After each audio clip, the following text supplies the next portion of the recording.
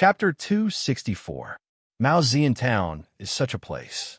Entering the mountain from here, a straight line distance of 12,000 miles, one can reach another large region, the southeast region. For the Wolf Ridge, which is hundreds of thousands of miles wide, this is like a thin waste. There are many places like this in the Long Wolf Ridge, but there are not many in Xuanyuan's sphere of influence. Maozian Town is such a place. It can only be called a town, a big town. Because it is close to the Wolf Ridge mountain range, the terrain is rugged and does not have the natural conditions to build a large human city. There are not many people living here, and even if there are people, there is not enough flat land for farming. Lu Xiaoyi carried his conspicuous sword sheath and approached the town in the dusk. What appeared in his eyes was a gathering place that looked like a typical mountainous area.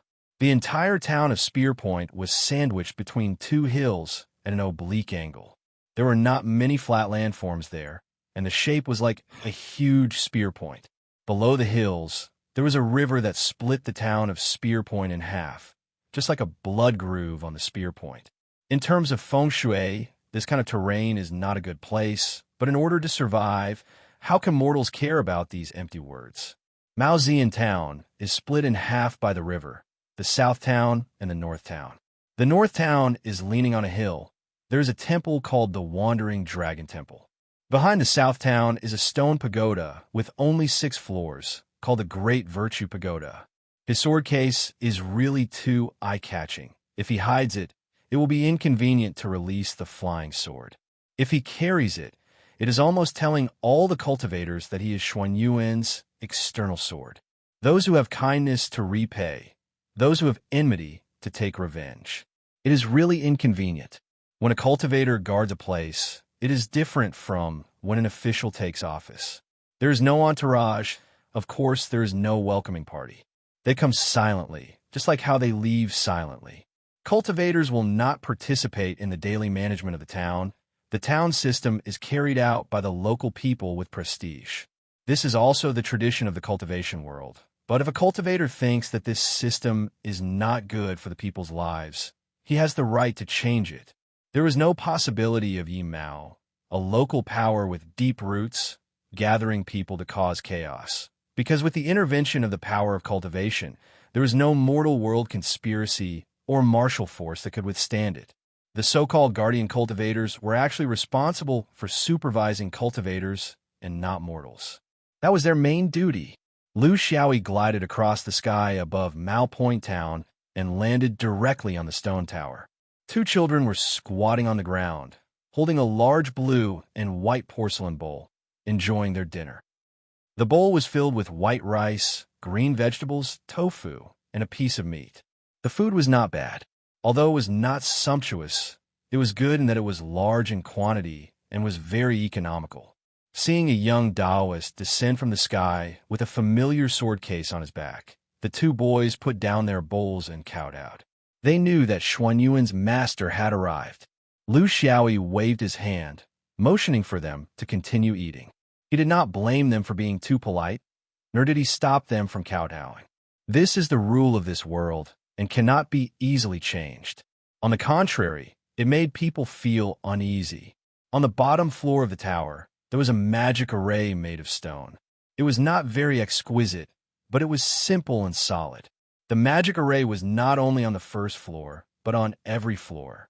However, the main control array was on the bottom floor.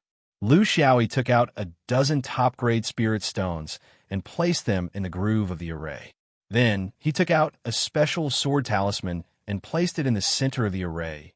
Suddenly, the array was activated, and a ray of light came out from the array at the bottom. It was then magnified by the 2nd floor, the 3rd, 4th, and all the way to the 6th floor. A ray of light shot into the sky, and the entire Mao Point town and its surrounding area were clearly visible. If one looked down from the sky, this was not a stone tower, but a building with a sword hilt. And the ray of light from the top of the tower was like the body of a sword, piercing the sky. This was Xuanyuan's world-suppressing pagoda, or rather, the symbol of Xuanyuan's sword. In the vast territory of the western regions, as long as it was within Xuanyuan's sphere of influence, there would be such a huge Xuanyuan's swordsman guarding the important position of Xuanyuan's sword. It would tell every passerby, unintentional, unfathomable, and every cultivator whose territory this was, and who had the final say. Every resident of Mao Point Town, every traveler, no matter what they were thinking, as long as they were not blind, they would understand that the light of Xuanyuan's sword signified the arrival of Xuanyuan's swordsman. Xianyuan used this method to tell everyone about Xuanyuan's existence, and Lu Xiaoyi was the representative of this existence in reality. It was a bit high profile, and over time, he had spent a lot of spirit stones. But this was an official expenditure and should not be his personal burden. This tower-shaped Xuanyuan sword was not only for display, it also had the function of transmitting information. As long as he was willing, he could get in touch with the dome in real time. Of course, in this state, the consumption of spirit stones was exceptionally large. Unless it was an emergency, he could not use it. After finishing what he needed to do, Lu Xiaoyi stepped out of the stone tower. The two boys had already finished their dinner and were respectfully waiting for his reprimand. Don't think that all the boys were poor children. In such a big Mao Point town, there were tens of thousands of people, and there were so many children of suitable age. How could ordinary people have the opportunity to get close to a master? Just by looking at their delicate skin, one could tell that they were not ordinary people. Their duty was to take care of the daily life of the master cultivator. But how could they take care of the daily life of a cultivator? It was nothing more than a pretense, and the daily food was sent up by the real servants. How much could the boys use? Their real intention was to please the master, and then there were countless considerations, such as the future of the children, the status of the elders, and the mediation of disputes. If they did not have a good relationship with the master Xianyuan, how could they sit in the position of power in the mortal world for a long time? He took out 2 low-level spirit stones from a storage ring and gave one to each of them. Then he asked them to do their own things. If they had nothing to do, they could sleep. He did not ask. This made the 2 boys, who had grown up cautious, a little disappointed. They had heard from their elders that the new master would definitely ask them a lot of questions about Mao Zian Town, about the bureaucrats in Mao Zian Town, about the people's livelihood, about the foreign guests, about the disappearance of the previous master, and so on. They had already memorized the answers in advance. It was not a complete lie, but it was inevitable to choose good words to hide bad things. These 2 boys were mature and knew how to talk. After all, many people believed in the words of immature people and did not believe in the narration of mature people. In the relationship between mortals and cultivators, there were also many key points. For different groups of people to get along harmoniously, they also needed to be attentive. The way to get along, to put it bluntly, was hide your buttocks and only show your clean face. He even rewarded them, but now he did not ask them a single question. Could it be that he had walked a long way and was tired? Chapter 265. The 2 boys each held a broom and pretended to be busy. Lu Xiaoyi closed the door of the pagoda, went out from the top floor, and flew straight to the town. Ordinary people could not stay in the pagoda for long. Too much spiritual vigor was harmful to ordinary people. The 2 of them had a small house beside the pagoda. This was the rule. Lu Xiaoyi hovered above the town of Mao Zian, quietly watching this ordinary human town. Smoke rose in spirals and intertwined with the clouds under the high altitude. It was like a fairyland on earth. He had his own way of getting to know a piece of land and people. He also had his own way of living and cultivating in this place. Why should he ask others how to do it? He found a small wine shop. He did not want to go to a big restaurant because his outfit, especially the sword case on his back, was too eye-catching. He had no intention of taking it off. Since he could only be a swordsman, he had to cultivate the habit of carrying the sword case with him at all times. Just like the sword pill of the inner sword was always on standby in the Naiwan Palace. He could not take it off just because it was different, even if he felt it was ugly. This was a small wine shop filled with the smell of sweat and feet and the smell of low-quality liquor. He thought he could be closer to life by doing this, but he was wrong. The person who could throw him into such a place and still be happy and content must be a master. But he was not. Therefore, he walked in the town's night market, which was gradually becoming more prosperous, looking for some snacks to fill his stomach. This feeling was more comfortable than eating in a restaurant. He was not addicted to alcohol, only occasionally. He was not addicted to smoking, although there were plenty of smokers in the dome. He was not addicted to meat either. In fact, his life was somewhat bland. This was a habit. Then he saw the candied hawthorn skewers and remembered his weakness. Under the surprised gaze of the peddler, he bought it together with a straw target. This was a good thing. It could cure his dizziness. The whole night market was a few miles long and was full of peace. There were no thieves, and there was no foul atmosphere. The peddlers were amiable and could not wait to give their goods to the customers for free. The diners refused to accept and could not wait to give 10 coins for something that was worth 5 coins. Gentle and elegant, modest and polite, as if it was a world of peace and prosperity. He knew that it was all because of the sword case.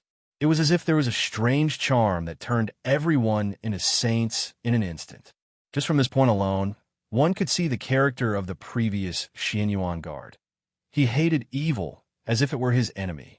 There was no point in continuing to stroll around. When everyone faced you with a mask, even you would feel bored.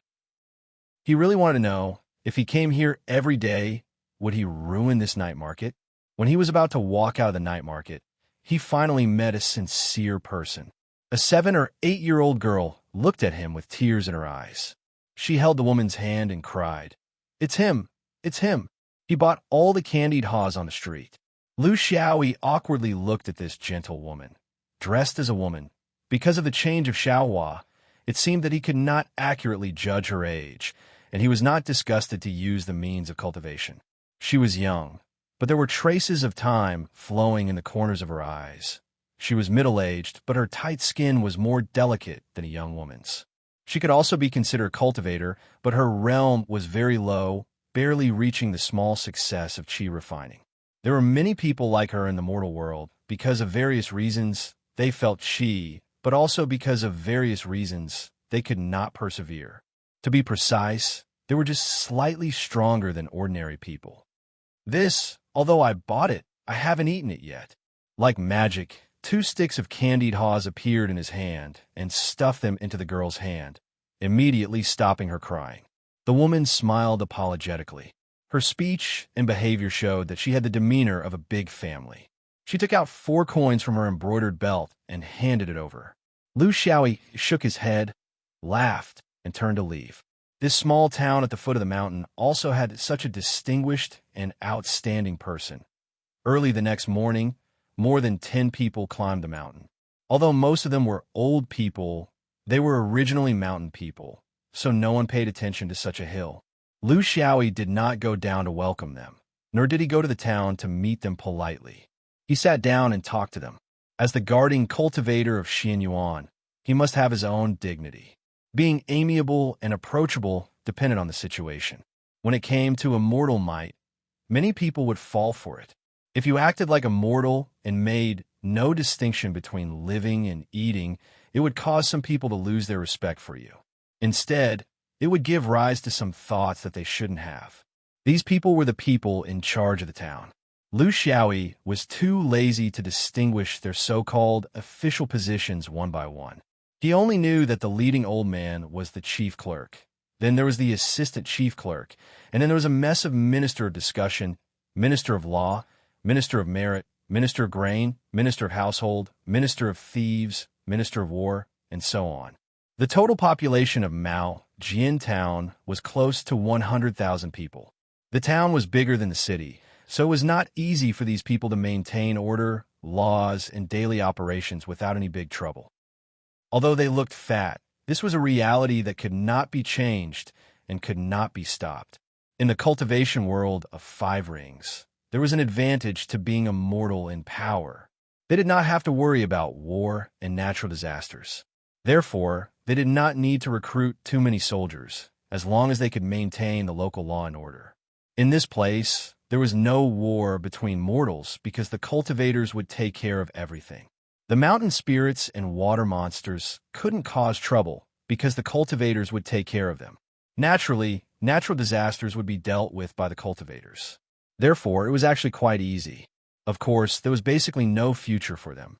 Dying of old age was their only destination, so it was understandable that they ate and became fatter.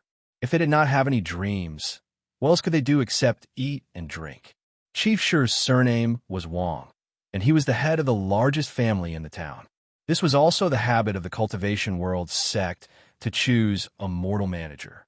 The words of the big families were always more effective, and they had many advantages that the small families could not compare to. This was the reality and could not be ignored.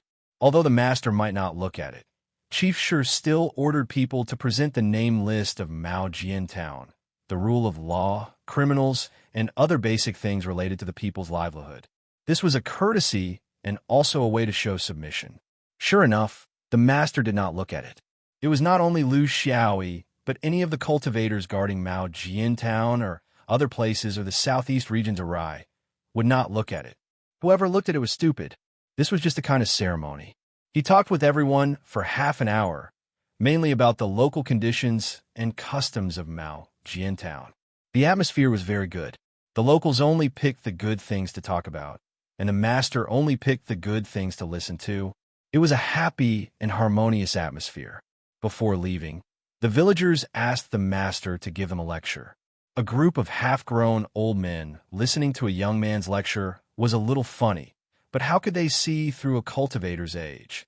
I don't have much to say, just 2 points. As for the people's livelihood, let's not talk about prosperity. It's not difficult to provide food for the people. There is no need to pay excessive taxes, and it's not suitable if there's a corpse on the street. The rule of law can't be done perfectly, but as long as you remember to leave a way out for people, it's probably not wrong. In short, if you don't make trouble for me, I won't make trouble for you. That's all. Chapter 266. As soon as the mortal bureaucracy left, a second group of visitors quickly followed. The order here was very particular. Mortals were the foundation. In order to show the importance of the sect to mortals, they were the first to come. The second was the Taoist dojo manager of Mao Jiantown. He was a loose cultivator who built his foundation. Because he built his foundation late, he also lost the opportunity to enter a big sect.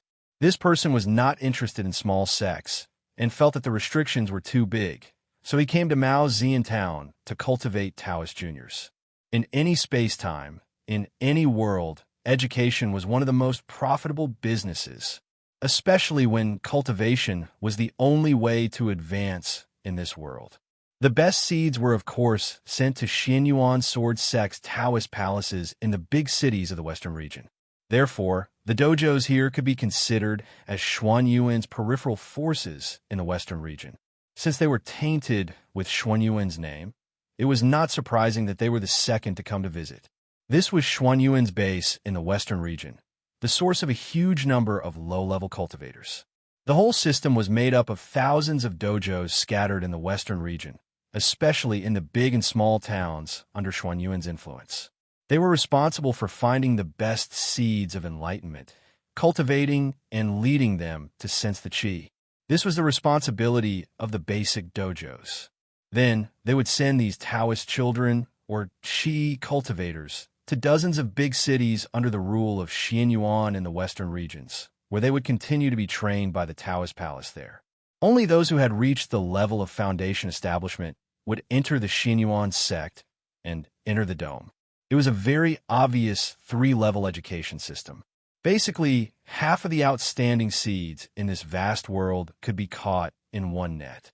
It was impossible to catch all of them in one net. There would always be some who slipped through the net, and there would always be some who yearned for other orthodoxies. This was a lucrative position. Not only did the parents have to offer a lot of education, but Xianyuan would also reward the more qi cultivators sent. The premise was that you had to have the ability to help others. There was more than one dojo in Mao Jiantown, but the dojo masters of the other dojos were only qi refining cultivators and did not have a close relationship with Xianyuan. Therefore, not everyone was qualified to come up to meet Master Xianyuan. The third group of people who came up were Taoists from Yulong Temple, who were also foundation establishment cultivators. Yulong Temple could be said to be the smallest Taoist orthodoxy, which was still a distance away from being a small Taoist sect. In Mao Point Town, Half of their time was spent on cultivation, and the other half was spent on religious ceremonies. They had actually spent hundreds of years in this half-dead state. Because it stood aloof from worldly affairs, and its strength was too weak, it was barely passed down in such a remote place. Sometimes it could not even gather a Juji realm cultivator. However, at this stage, Yulong Temple could breathe a sigh of relief. With 2 Juji realm cultivators in the temple, Yulong Temple could be regarded as a very powerful era. The last group of people who came up were 2 Juji realm cultivators who lived in Mao Point Town for a long time. This place was ordinary, with no resources and no spiritual stone mine. The purpose of staying here was to do business, waiting for the foreign Juji realm cultivators who crossed the Wolf Ridge. These years, everyone's life was very difficult. There were countless Juji realm cultivators scattered around the 5 ring continents. They also had dreams. If they could not enter a powerful sect, they could only struggle on their own. Doing business to earn resources to subsidize their own cultivation consumption was the choice of most Juji realm cultivators. Crossing the Wolf Ridge was very dangerous, but it was precisely because of the danger that there were great rewards. When cultivators were forced to this point, who would care about the danger? This was also a huge industrial chain. If there were people who specialized in crossing the Wolf Ridge, there would be people who sat on the ground to collect goods. There was a clear division of labor. Those who were used to crossing the mountains might not have the connections to sell and collect goods in the western regions. Similarly, these local merchants might not have the courage to cross the dangerous Wolf Ridge. These 2 Juji realm cultivators were the local merchants in the western regions. They felt that they were more experienced Juji realm cultivators, so they were also qualified to meet the real owner of this land. There were definitely more Juji realm cultivators in Mao Point Town, but there were also those who thought highly of themselves, those who opposed each other, and those who did not want to flatter others. Even if they were as strong as Xian Yuan, it was impossible to make all the cultivators submit to him, even if they were now in Xuan Yuan's sphere of influence. They came and left. The hill regained its tranquility, except for the 2 boys who stuck their heads out of the house and looked around. Lu Xiaoyi began to arrange his own cultivation. He felt that the current Mao Point town was very good. There was nothing to change. He was not a savior, and this place was not in an abyss of suffering. He did have a lot of knowledge from his previous life that could help him here, but to change this town, he had to change the western regions first. To change the western regions, he had to change the entire 5 ring continents. He would only think this way if he was crazy, and the so-called changes he mentioned might not be suitable for this cultivation world. The hill where the stone pagoda was located definitely could not be used for cultivation. This place was too close to the town. Once he used his sword, the whole town would know. For his level of cultivation, how to unleash the full power of the flying sword was the goal that he should work hard for. It was impossible to achieve the so-called "the loudest sound is silent, the elephant is invisible." To the east of Mao Point Town was the Wolf Ridge mountain range that was getting higher and higher, thicker and thicker. To the west, it was gradually becoming flatter. In terms of quietness and undisturbed, it was definitely closer to the Wolf Ridge, which was more inaccessible. This was also the direction that he had set for his cultivation. With the mountain range as a barrier, there was a dense forest and layers upon layers of mountains. There was no need to go too deep into the Wolf Ridge. Just a few dozen miles, and the whistling sound of the flying sword would no longer affect this place. The arrangement of time was very troublesome, and he could not be away from home all day.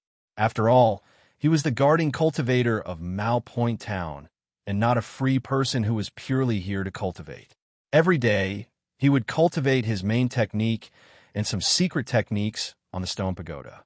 From the end of the morning to the end of the afternoon was the time for him to practice his sword, and he would casually bring along the escape technique to practice. His method was to plunge into the Wolf Ridge and, at the same time, train his swordsmanship. 8 hours. He had 4 hours to go deep into the Wolf Ridge. This distance was about 600 miles, but this was a theoretical straight-line distance and was not suitable in the Wolf Ridge.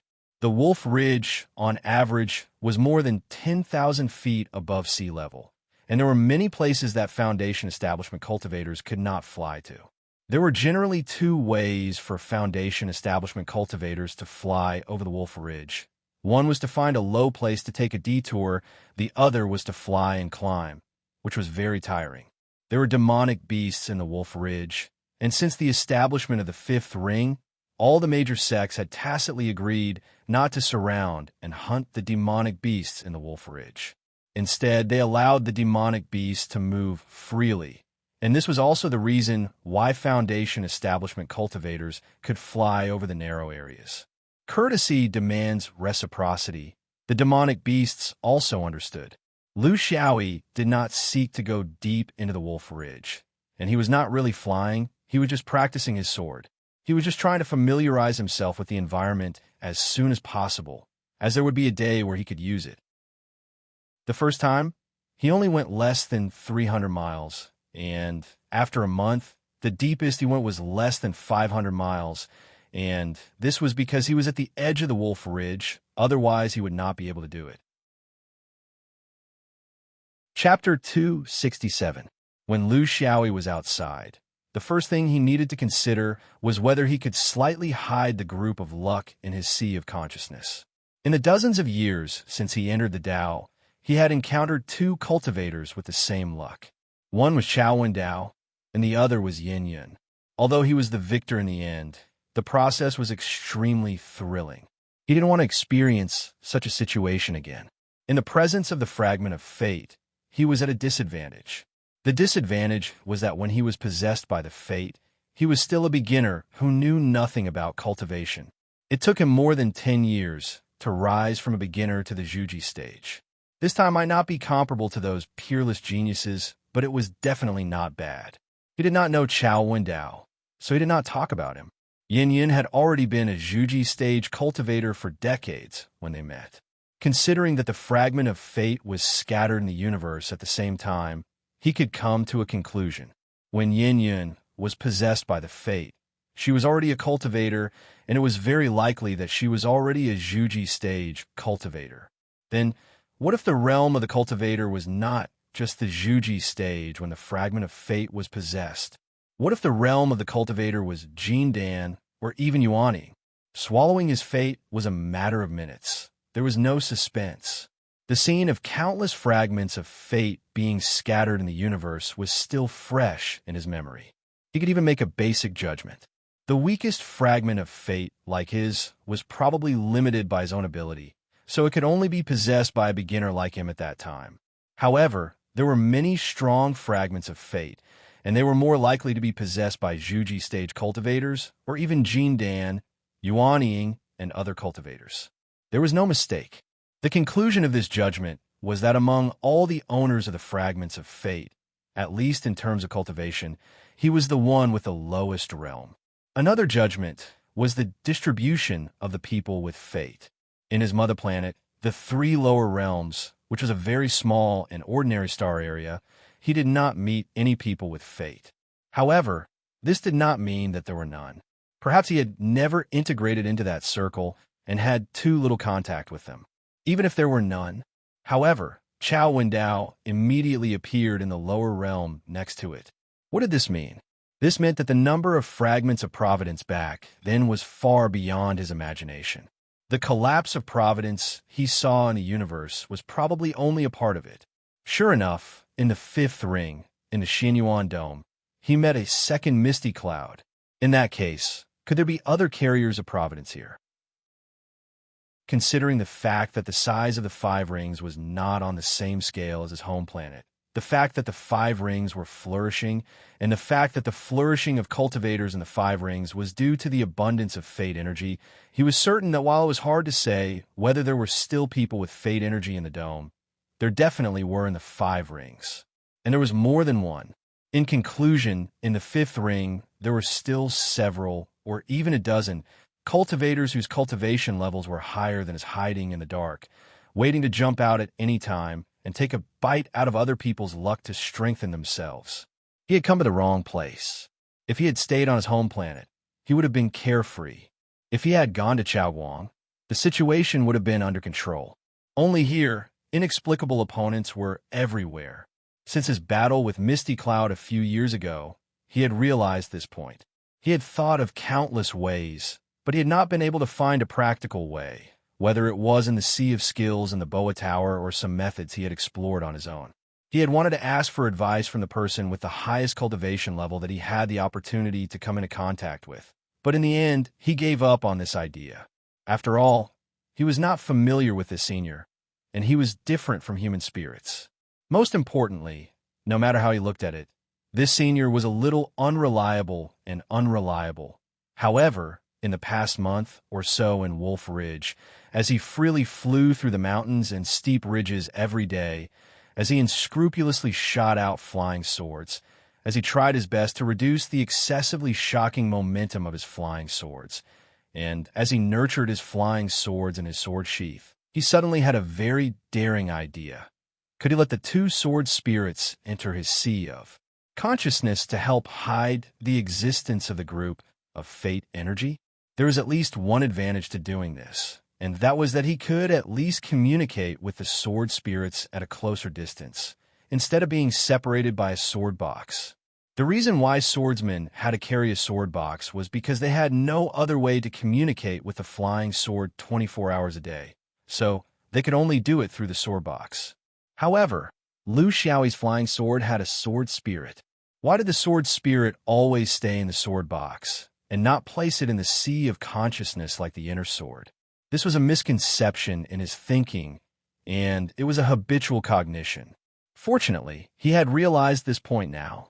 The Four Seasons had been with him for more than 10 years, and Zhu Cheng had been with him for nearly 5 years. If he considered the time ratio in the Nine Palace realm, this time would be even longer. Therefore, communication was not a problem. The problem was that the two sword spirits were a little clumsy when doing this kind of thing. It was an instinct to let them kill people, and there was no need to teach them. However, it was very time-consuming to make them hide. Fortunately, this could be solved with time. 3 months after coming to Malzian town, the two sword spirits' concealment of the group of fate energy had begun to show results. From Lu Xiaoyi's own observation, the group of fate energy now had a faint trace of, how should he put it, the feeling of a sword pill. It was a fake sword pill. The inside of the body was a ball of fate energy, and it could not be used like the inner sword to scrape out gold essence energy to injure people. Even if it could scrape out gold essence energy, it could only scrape out a trace of fate energy. Using one's own fate energy to injure others? It was hard to say if it could really injure others, but after a battle, if one's own fate energy was as weak as a thread, it was no longer a case of injuring oneself to injure the enemy. He could predict that when the two sword spirits had really adapted to their new job, the group of fate energy would also be truly hidden. Whether Jean Dan's cultivation level of Yuanying would be able to see through it was another matter, but it was impossible for other cultivators of the Foundation establishment stage to discover his secret. The only problem that could not be solved was that if he released the two sword spirits during the battle, the group of fate energy would be immediately exposed. However, since the battle had already started, with his character, he would not stop until one of them was dead. So why should he care about whether or not they were exposed? This was his biggest gain after leaving the dome, all for a useless golden finger. His mood was good, so he flew more smoothly and further away. Then he saw two figures flickering in and out of the mountains, fighting to their heart's content. This place was already close to 300 miles deep into the Wolf Ridge, and the waves of spells could no longer reach Malzian town. It was also not within the area under Lu Xiaoyi's jurisdiction. In the sky, talismans flew everywhere, spells exploded, and the battle was very lively. Lu Xiaoyi did not go forward, but only watched the battle from a mile away, as if he did not mind watching the show. When he saw the two cultivators looking over, he waved his hand. "You guys have fun. I'm just here to watch the show." Chapter 268. He recognized one of the two cultivators. It was one of the two merchants who had visited him before. The battle between the two of them was nothing special. They had been forced to become merchants and cross the Wolf Ridge. One could imagine their background. They didn't have the tactical system of a large sect, a large number of cultivation methods, and a relatively ample amount of time to support them. Their fighting ability was. This was also because the two of them had been in the foundation building stage for dozens of years. They had wasted most of their time on how to find enough resources for themselves. In the cultivation world, the question of whose fighting ability was stronger between the disciples of famous sects and the desperate rogue cultivators was no longer a question. A battle of magical powers couldn't be completely resolved by ruthlessness and experience. The higher one's realm was, the more this was the case. The disciples of large sects would have more and more advantages in all aspects. The gap between them would gradually widen to the point that the rogue cultivators would feel despair. This was the current situation in the cultivation world. Because of the conspicuous sword case on his back, the two cultivators in the battle clearly knew who the fellow who was watching the show was. Even if in their eyes, he was just a young man who had just entered the foundation building stage and didn't have much strength, the existence behind him was too terrifying in the western regions. He also had the advantage of being the landlord. Therefore, some things had to be clarified. This beast is sitting on the ground to suppress the price and bully others. He doesn't care about the market price. Since he can't make a deal, he actually wants to devour others. Right and wrong. The heavenly Tao will naturally judge. Here, I ask fellow Taoist Xin Yuan to be a witness. This guy is full of nonsense and confuses right and wrong. The market price has its ups and downs, and the price has its ups and downs. How can it be the same? You think you can be arrogant and despotic just because you can cross the Wolf Ridge? Do you think the Western regions is a place where you barbarians can be lawless? The two of them fought and talked, trying to pull justice to their side and pour dirty water on the other. Lu Xiaoyi didn't help either of them. He had made up his mind to watch the show. Neither of them was telling the truth, but neither of them were completely false. When cultivators did business, they often lost their bottom line and only cared about profit.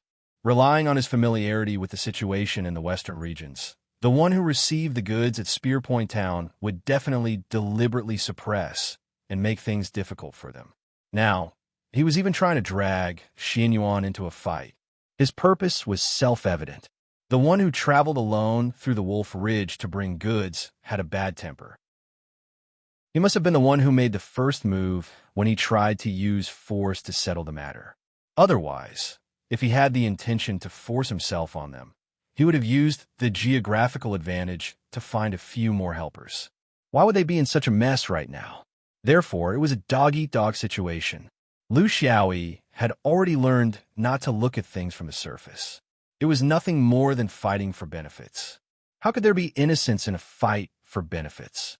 The more he didn't say anything, the more the two cultivators in the middle of the battle felt. Could it be that this person wanted to use the excuse of watching a good show to finally take advantage of the situation? Based on Xuanyuan's reputation as a swordsman, he was not worthy of this title. But now that the land was vast and the population was sparse, who could say for sure? Lu Xiaoyi realized that he had just watched a battle go awry. That cultivator from the other side of the Wolf Ridge left angrily, while the one from Spear Point Town approached them as if he was familiar with them. A battle without a result. This was also the most common situation in a battle between cultivators. Not every battle had to be decided as the winner or the loser. In many situations, the party who knew that they were no match for the other party would have a lot of chances to escape. And unless the other party had a deep hatred, they would not be willing to take the risk of being bitten back by the other party before death and kill them. This was the norm, in line with the nature of cultivators seeking immortality. Thank you for your help, fellow cultivator. That evil cultivator has always been overbearing. Relying on the fact that he has some skills, he insisted that you buy his goods at a high price. If you don't agree, he would turn hostile. This is not the first time he has done this. In Spear Point Town, it can be said that his notoriety is widespread. Relatively speaking, that cultivator who left was indeed slightly better in all aspects, but in a short period of time, the outcome could not be decided. From his point of view, there was nothing wrong with him thanking Lu Xiaoyi. Since you know that this person's character is not good, why did you come here alone to trade? Lu Xiaoyi asked casually. It was not that he really wanted to know, but it seemed that there was nothing else to say. That cultivator sighed. Who would be willing to come to this barren place to trade?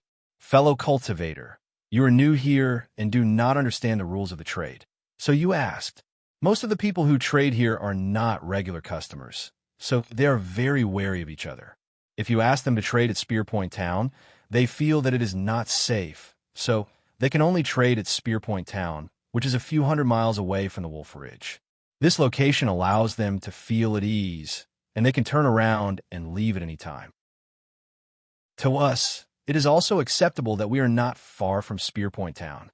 It is a habit formed over 10,000 years.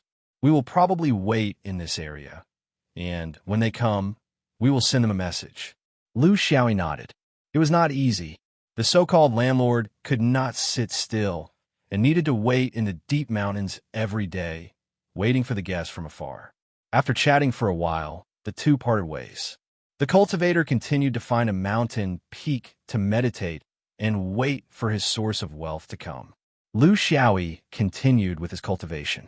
He had already discovered that if he wanted to avoid this kind of trouble in the future, he had to avoid this narrowest crossing path.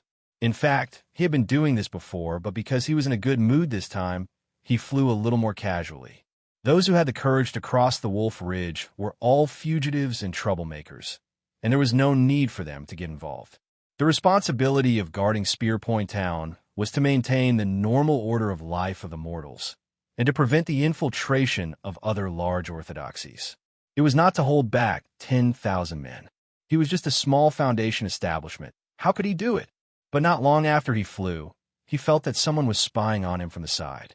His mental strength was different from ordinary people, and he knew this kind of tracking like the back of his hand, but how to do it was very troublesome.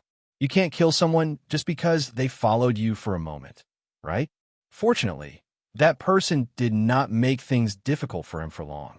Not long after, a figure approached from the side, and he did not hide himself. Lu Xiaoyi sighed.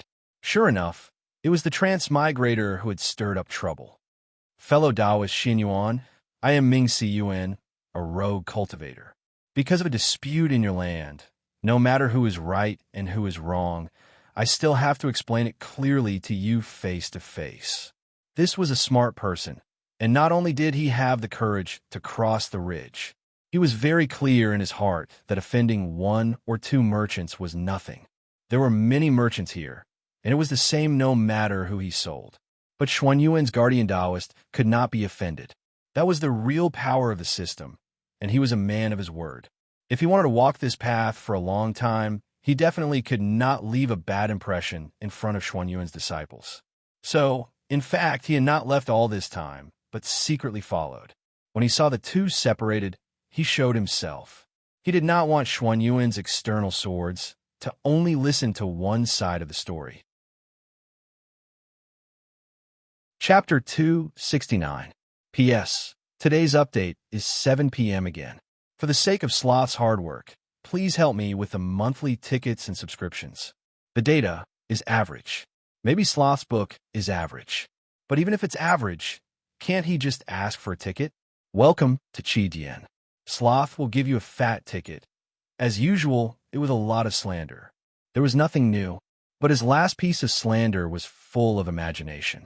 This person is not only a traitor, but also a human trafficker. Lu Xiaoyi laughed. Hold on. There must be a limit to exposing people's secrets. You have a conflict of interests. It's not a good idea to give him a death sentence, right? You said he's a human trafficker. Do you have any evidence? Where does he come from? What does he sell to? What's his purpose? Although human traffickers make a lot of money, it doesn't mean much to cultivators, right? I'm willing to take the risk, but I may not earn as much as I do with you. In the Fifth Ring Road, human trafficking is a capital offense. It's the same for everyone, especially for Xianyuan sword sect, which abhors evil. It was precisely because of this concept that very few sword cultivators would bring back a child with extraordinary talent from a long journey. This was because you could not be sure whether the child was willing to cultivate, and whether the child's parents and family would be willing to send the child away, even if cultivation was the only way to become a top person in the world of the five-ring world. There will always be people who have other ideas. They think it's better for the child to live an ordinary and happy life than to live 100 more years of fighting. This is also the greatness of human beings. No one idea can completely control the entire human world. There are always some people who don't agree with the trend. Usually they don't think so, but when there's a great disaster, they often preserve enough bloodline because of these dissidents. Therefore, when there are children with outstanding potential, swordsmen often send them to the nearest Taoist temple, and the professionals will be responsible for guiding them and contacting the child's parents and family. They try to put the child's wishes first, the family's opinions second, and the sect's opinions last. There is no such thing as a child who would rather give up the standards they have inherited for tens of thousands of years for his sect. The survival of a sect depends on countless people, countless generations, not one person. This was a very advanced concept. They had done this to the extreme, but Liu Xiaoyi scoffed at this. He felt that this was the hypocrisy of the big sects, not just Xin Yuan, but also all the top sects in the Fifth Ring Road. Do you have the time to listen to the wishes of children? Did you ever listen to our opinions when you abducted us? At the end of the day, there was a difference in philosophy. Children and adults were different. This region was different from the outer regions. Just like Liu Xiaoyi, an adult from another realm, he had the least human rights. He was dragged here like an animal, and not only was he not treated fairly, he even had to guard the sect's house. From what Liu Xiaoyi heard, this was probably the most basic human trafficking among the common folk. For example, if a family wanted a boy, or if there was a domestic slave market, or if there was a demand in the brothel market.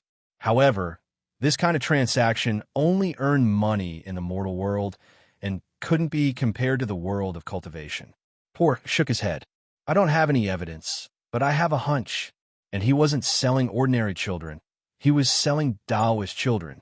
I've said this to Xuanyuan's guardian Taoist many times, but you guys just don't listen. Forget it. I'll just do my duty. Anyway, this is Xuanyuan's territory. There's no need for outsiders to worry about it. He probably sensed the indifference of this young Xin Yuan swordsman in front of him. Ming Siyuan also had his own self-esteem. He was an old foundation establishment cultivator for nearly 100 years, and he couldn't lower himself in front of a young man. To be able to do this was already his limit. Therefore, after a few perfunctory words, they parted on bad terms. Taoist children? This involved a lot of things. The benefits involved were also considerable. But the problem was with such a general sentence. How could he investigate? Where did the Taoist children come from? Where were they sent to? Who was involved in all of this? It was impossible for a merchant to do it. Then was it related to the Taoist school in Maojian town? If it was related to the flow of population, then was it related to the mortal bureaucratic system in Maojian town? This Ming Siyuan was also someone who wished for the world to be in chaos. From what he said, it was obvious that he had told this news to his predecessor. Then, was it because of this that his predecessor mysteriously disappeared? He understood a little. It seemed like there was a force pushing him into a whirlpool out of his lazy instincts. His countermeasure was to not go in no matter what. There was too little information, and he couldn't make an accurate judgment.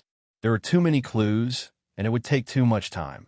Moreover, he was afraid that he would end up with a thankless result. The most important thing was that since someone wanted him to participate, then if this time didn't work, there would be a next time. The more traps they set, the more he would understand. Of course, he was very clear that other people weren't doing this for Liu Xiaoyi's face. They were only doing this because of the power behind him, Xin Yuan. What he played in this was just a role of threading the needle and testing the waters. When the person who could really decide the development of the situation arrived, who would care where he was thrown to? He didn't want to be such an insignificant stone that was thrown around by others. Therefore, he couldn't move. His days returned to calmness, and he still practiced like he did before. Every morning, he would wake up early to practice the Big Dipper scripture, wave his sword, and use the heaven-measuring sword ruler. Then he would turn into a sword and enter the lush mountains of Wolf Ridge. Under the guidance of the starlight, He would attack and withdraw his sword.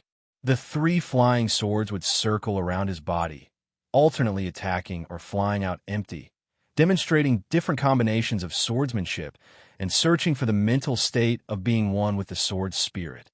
When he came back at night, he would use the Big Dipper scripture to absorb the spiritual opportunity of heaven and earth. Then, under the starry sky, he would begin to practice the Z-Way star form and star observation transformation, as well as being with the stars. Time passed by in abundance, to the point that he almost forgot everything that had happened in the past. Another 3 months passed, and everything was normal.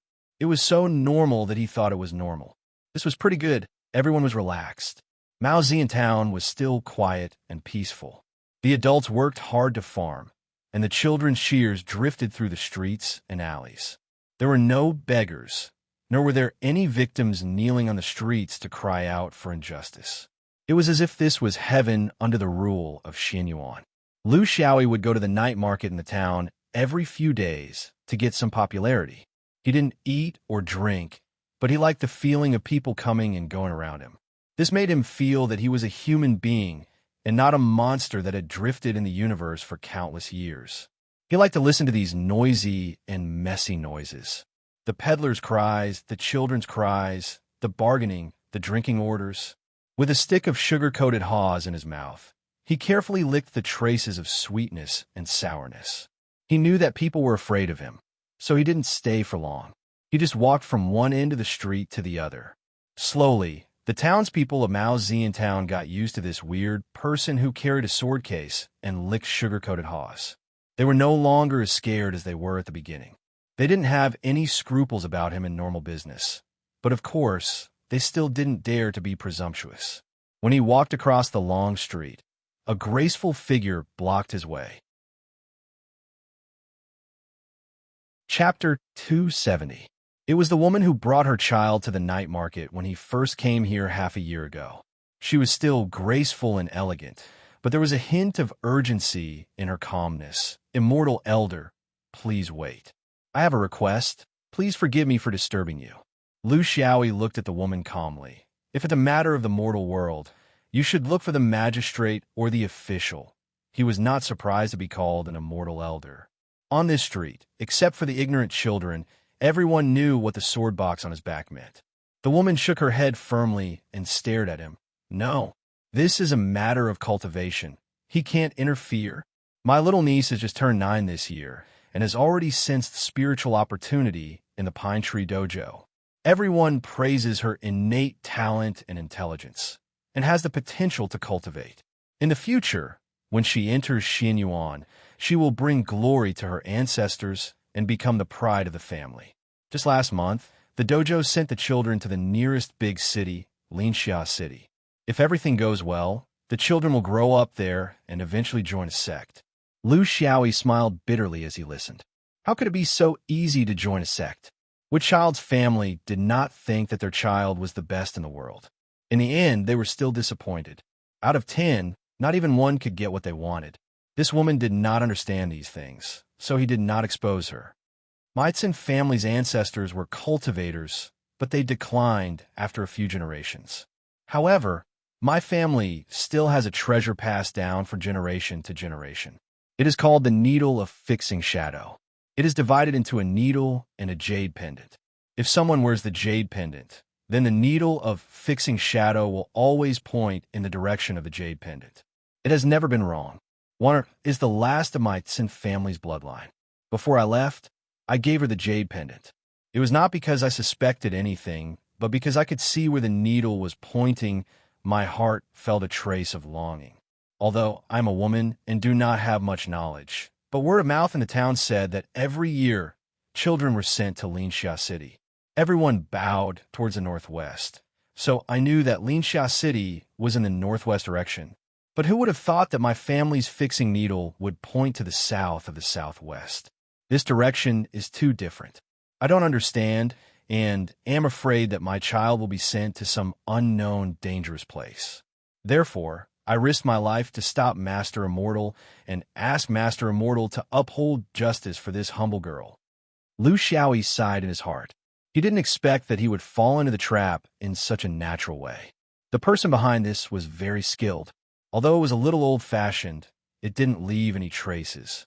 He couldn't ignore it anymore, because this was related to the foundation of the Western region's cultivation world. What's your name? Where do you live? Sinyushir, a widow, lives in a small willow alley in a side street. She and her niece, Xiao Wan, depend on each other. Did you inform the owner of Ru Song Dojo, Southern Taoist? Never. Although this little girl's experience is shallow, her family's fortune has declined. Over the years, she has become accustomed to the fickleness of human nature. Since the people who were sent away were sent by the dojo, how could they not know where they were going? If this little girl were to casually ask about it, who knows what kind of accident would happen? I have no relatives or friends here who would care about me. Therefore, I could only wait here every day for the immortal master to appear. Only you, a newcomer to Maozian town, would not be in cahoots with them. Lu Xiaoyi sighed again. There were no fools, even if they were mortals who didn't know how to cultivate. How many days ago was this? Sinyushir clearly remembered it very clearly. 17 days and another 8 hours. At that time, when the carriage first set out, because the mountain road was winding and the direction was not fixed, this little girl didn't have any suspicions in the first 5 or 6 days. But after 7 or 8 days, the direction became more and more deviated. Only then did I start to panic.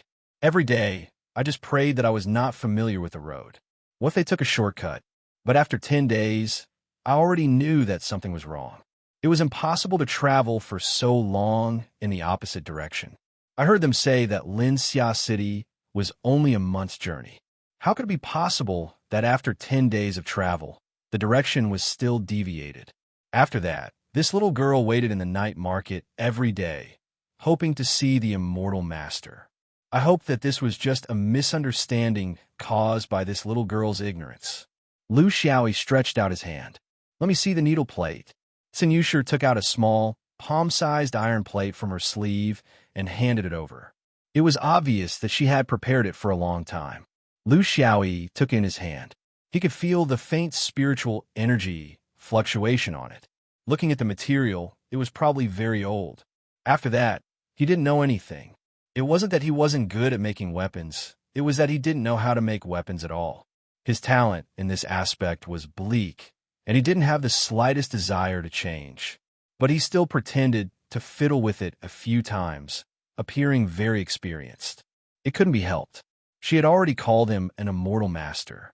He couldn't be like a fool who didn't know anything and only knew how to release flying swords, right? He had his own weakness. Others couldn't see it. In front of those young female cultivators who looked young, such as the 4 beautiful female cultivators who came with him, he could act cold and hard like a stone, without any fluctuations in his heart. But in front of this kind of woman who had the vestiges of time, experience, and charm, only then would there be a little ripple. Although he was actually much older than this woman, when humans started to cultivate, the issue of age was messed up. A person who was almost 50 years old still considered himself young. This was a relatively normal mentality. I will handle this matter. You don't have to worry about her safety. No matter where she is sent, she will be learning Tao and cultivating Qi. She will be at the stage of building up her foundation and knowledge. When there is definite news, I will pay her a visit. Sinyushir bowed deeply. Her thin clothes were tight and set off her master's beautiful figure, causing people to have wild and fanciful thoughts. There are many people in Little Willow Alley. It's rather messy. I will light ambergris in the courtyard and wait for the immortal master's arrival. Lu Xiaoyi smiled and said carelessly, It must cost a lot to send a child to the Taoist hall, right? The woman sighed. My family declined, and I drifted away to seek refuge with my relatives. But I didn't expect to have the fate of a jinx. My brother and sister-in-law passed away 2 years ago. I had some extra money, but I didn't dare to show it. I was afraid that people would be jealous of me, so I could only put it all on the child. This was the only thing that no one dared to think about, but I didn't expect. Lu Xiaoyi nodded and strode towards the town. That was the direction of Ru Song Daoist Hall. As for how to deal with this trouble, he chose the simplest method, which was to face it directly. He had Xian Yuan as his backer, so there was no need for him to carefully seek confirmation and grasp clues. They were all children, and there were quite a number of them. If he started with the children, there would be more trouble. He had the style of a lazy person, and he also felt that doing so would reduce the number of detours. The Taoist hall's allocation of Tao children had always been their own secret. In Xuanyuan's territory, they allocated more Tao children to the Taoist palace that belonged to Xianyuan. It did not mean that they could not provide Tao children to other sections. There would always be relationships between people, situations where there was no other choice, benefits, and the Taoist child's own wishes. In other words, although Tsin Yusha heard that her niece was sent to the Xianyuan Tao Palace in Linxia City, this kind of thing could not be confirmed. The other party had countless reasons to brush her off. Therefore, the key was the method of doing things. Chapter 271. The Rusong Taoist School was located on the ridge of the spear. It had its own gate and courtyard and was very imposing. As an educator, one had to put on airs. If one built a shabby house with broken tiles, people would doubt one's strength and would not send their children here. It was already past the time for evening classes. Now, the Taoist children were free to do whatever they wanted. Those who were more diligent were studying, while those who were lazy had already fallen asleep. Of course, children at this age were the most sleepy, so there were more people in their dreams. Cultivators had their own safety zone. The higher the cultivation level, the bigger the safety zone. Therefore, it was impossible to see two upper cultivators with their arms around each other's shoulders. This was against the basic knowledge of cultivation. Of course, foundation establishment cultivators also had their own safety distance.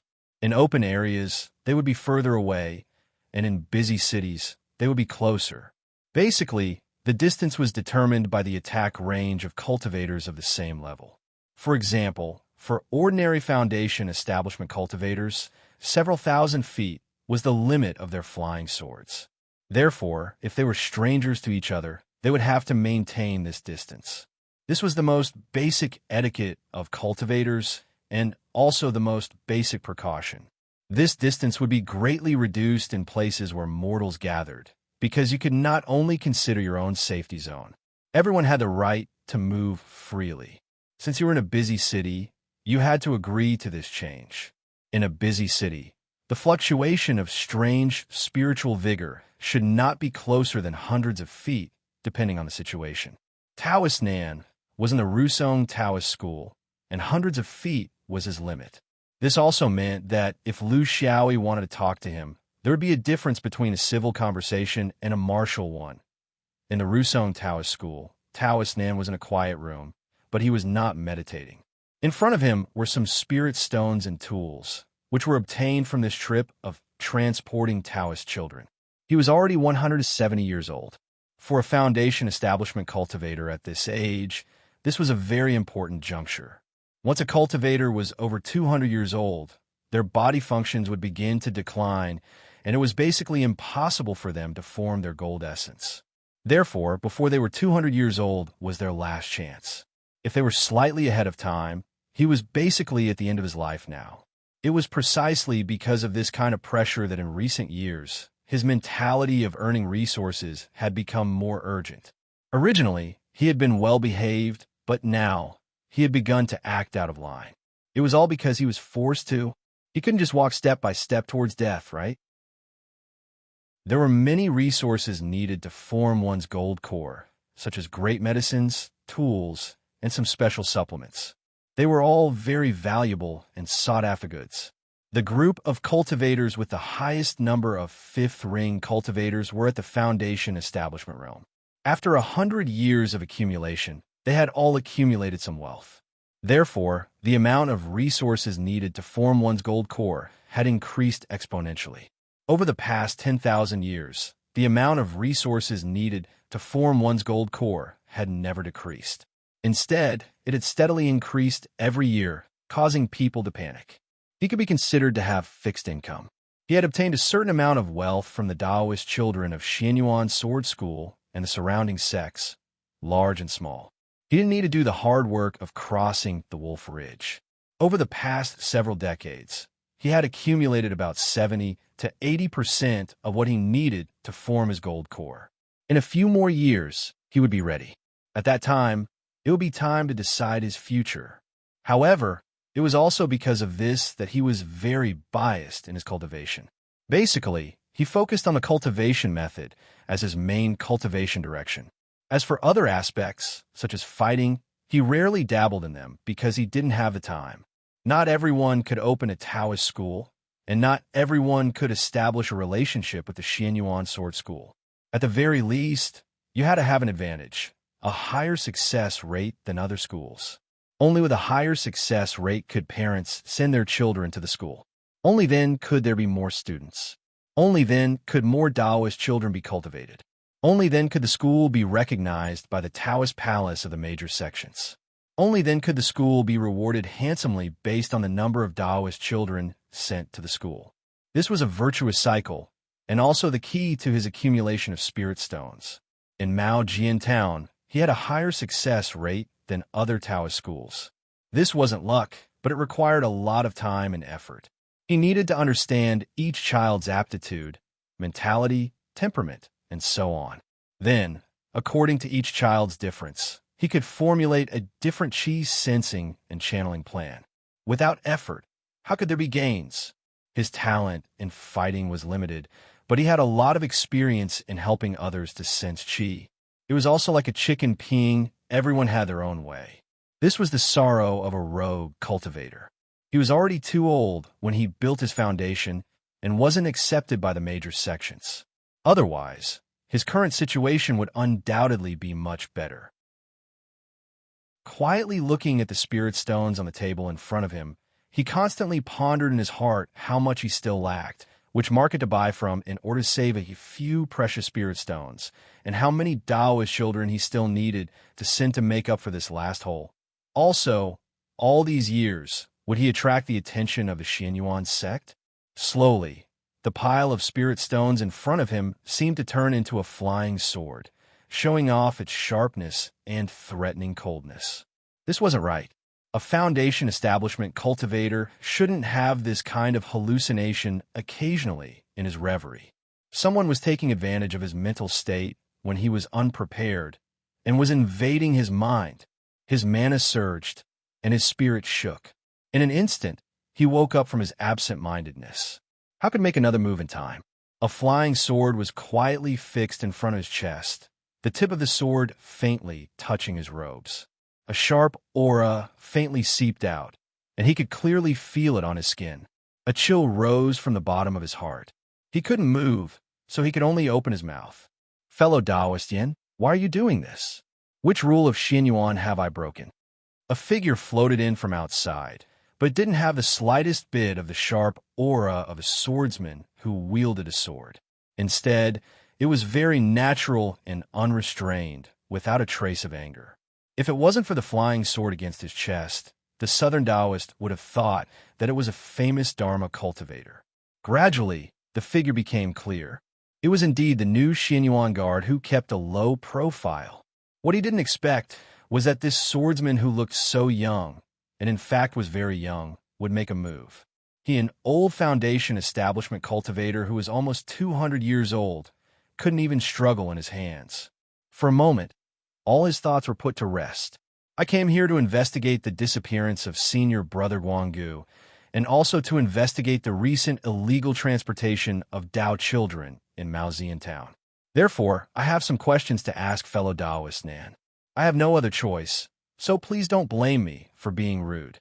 The Southern Taoist was just about to cry out for injustice, but who knew that the flying sword would gently push forward, as if it would pierce through his body in the next moment. He quickly shut his mouth. It's not a big matter. It happens in the Western regions every day. But to me, if I don't handle it well, it will affect the sex evaluation. Therefore, it's a big matter to me. Liu Xiaoyi didn't have the slightest hesitation in using Xianyuan as a banner. The simplest and most convenient way is to find a scapegoat. You Southern Taoist, Nan, are unruly and have no background. In my eyes, you're the best scapegoat. As for the truth, who cares? Chapter 272. The southern priest wanted to move, but the flying sword made him lose all his thoughts. No matter how hard he tried, he would not be able to react faster than the flying sword. Lu Xiaoyi was still going on. He had to create a facade that he was in control of the situation and that he came here with Xuanyuan's secret order. Although he might have been demoted, it was an internal matter of Xianyuan. It was impossible for the people in Mao Zian town to know about it. All of this was to find out the truth as soon as possible, not to waste time on lies. The lies of these local bullies would be endless from the beginning, making you waste a lot of time on seeking confirmation. If he really came here with a mission, it would be fine if he had his own helpers. But now he was alone. How could he have the time to go around seeking confirmation? He hated guarding missions because it had already deviated from the principles of a cultivator. He had to consider too many other aspects, such as the feelings of the ordinary people, the feelings of the local cultivators, the feelings of the merchants, and the transmigrators coming from the opposite side. It would be best to kill decisively and make the final decision, but he might not have the ability to do so. What he saw now was only the power of the cultivators on the surface of Mao Zian town. He did not know what was under the surface. The worst thing was that he had lost the swordsman's advantage. He could not just kill and leave, but he had to stay here for a long time. If he acted too violently, there would be endless revenge until the day he could not stand it anymore. So, in order to not be violent in the future, he had to pretend to be violent now. But I'm still willing to give you a chance, because I was also a rogue cultivator before I came to Xianyuan. I know the difficulties of being a rogue cultivator. There are some things that you will never have the chance to do if you don't take risks. But I don't really want to do something to overthrow Xuanyuan's position in the western region. He could not blindly be tough and cold-blooded. He had to be gentle occasionally. He could not force the southern priest into a corner. Otherwise, what difference would it make whether he spoke or not? Just as southern priest was about to respond, he was forced back by the flying sword. He could tell that if the swordsman didn't want him to speak, he couldn't speak. Judging from his personality, he was a typical swordsman who was self-centered and didn't care about the consequences. This kind of person is easy to deal with, as long as you tell the truth. However, this kind of person is also not easy to deal with, because if you make him unhappy, he may not reason with you and directly use violence. The prerequisite is that you have to tell me what you know. You don't want me to guess and ask you a question and you answer it. You can't judge from your point of view what should be said and what shouldn't be said. This is my right. What I can promise you is that as long as it doesn't involve matters of principle, I can pretend that I didn't see anything. After all, some things are common in the Western regions and the Fifth Ring. Even if I find you, I won't be able to change the overall situation. My patience is limited and I can only listen to you once. So you'd better cherish this opportunity. The southern priest felt his body lighten, and the flying sword disappeared. He could now use any means to fight back, but he didn't have the courage to do so. He had lost his mind. So what if he fought back? Would he be able to beat this swordsman? Would he be able to outrun this swordsman? Would he be able to escape Xuanyuan's pursuit after today? Would he give up the resources he had accumulated for most of his life without even trying to form his Azoth core? What was he after? Thus, he smiled bitterly. Of the two things you mentioned, I really don't know the truth about the disappearance of the previous guardian of the Light Valley. I haven't even heard of any related news. As a loose cultivator in the western regions, I rely on sending Taoist children to Xianyuan to make a living. Anyone with a bit of intelligence would know what to do and what not to do. As for the second thing, I admit that I messed up the delivery of Taoist children. In order to obtain more resources, I tampered with both the delivery and receipt. Lu Xiaoyi listened quietly and didn't interrupt. Mao Zian town has a population of nearly 100,000. Every year, there are thousands of children of the right age to learn Taoist skills. Among them, there are less than 100 who can afford to pay for their education. The ones who are sent to Pine Tree Dojo are around 100. In the end, those who can really sense Qi are around 20 to 30 people. I also rely on these Taoist children to collect spirit stones from various sections. Lu Xiaoyi nodded. This was the structure of the basic cultivation system in the western regions. not only in the western regions, but also in the other two regions. The fifth ring was too big, and there were countless towns and cities. It was impossible for a sect to control every town and city. It was time-consuming and laborious, so it was better to let loose cultivators who were in urgent need of resources to do this. Of course, if you do this kind of basic cultivation in my territory, you have to ensure that the Taoist children are supplied to the sect that controls it first. You can't let the fertile water flow to other people's fields. There are many things that could be manipulated. For example, in theory, the Taoist children had the right to choose their own orthodoxy. This right was even above who controlled the area. This was the so-called freedom of the great Tao and the flow of talents in the cultivation world. For a sect, if the local Taoist children all had the freedom of the great Tao, they would definitely not be willing to do so. Therefore, the way the Taoist dojo educated them was very important. The Taoist children were still young and did not have a clear direction in their cultivation. If the Taoist dojo master instilled Xuanyuan's good Xuanyuan's wonderful Xuanyuan swordsmanship every day, then of course, most of them would choose to go to Xianyuan and vice versa. For the Taoist dojo master, there were many factors that would affect his choice. For example, in Maozian town, he had to first consider sending the Taoist children to Xuanyuan's Taoist palace, because this was the western regions, Xuanyuan's territory. Secondly, he had to consider which sect was willing to pay a higher price. There were always small and medium-sized sects that needed more fresh blood because of the issue of inheritance. Therefore, they would pay a higher price. For example, in his previous life, the key universities had no lack of students because of their reputation and attractiveness. However, those second and third-rate schools could only think of other ways. Throwing in spiritual stones was the fastest and most direct method. A smart Taoist dojo master would find a balance.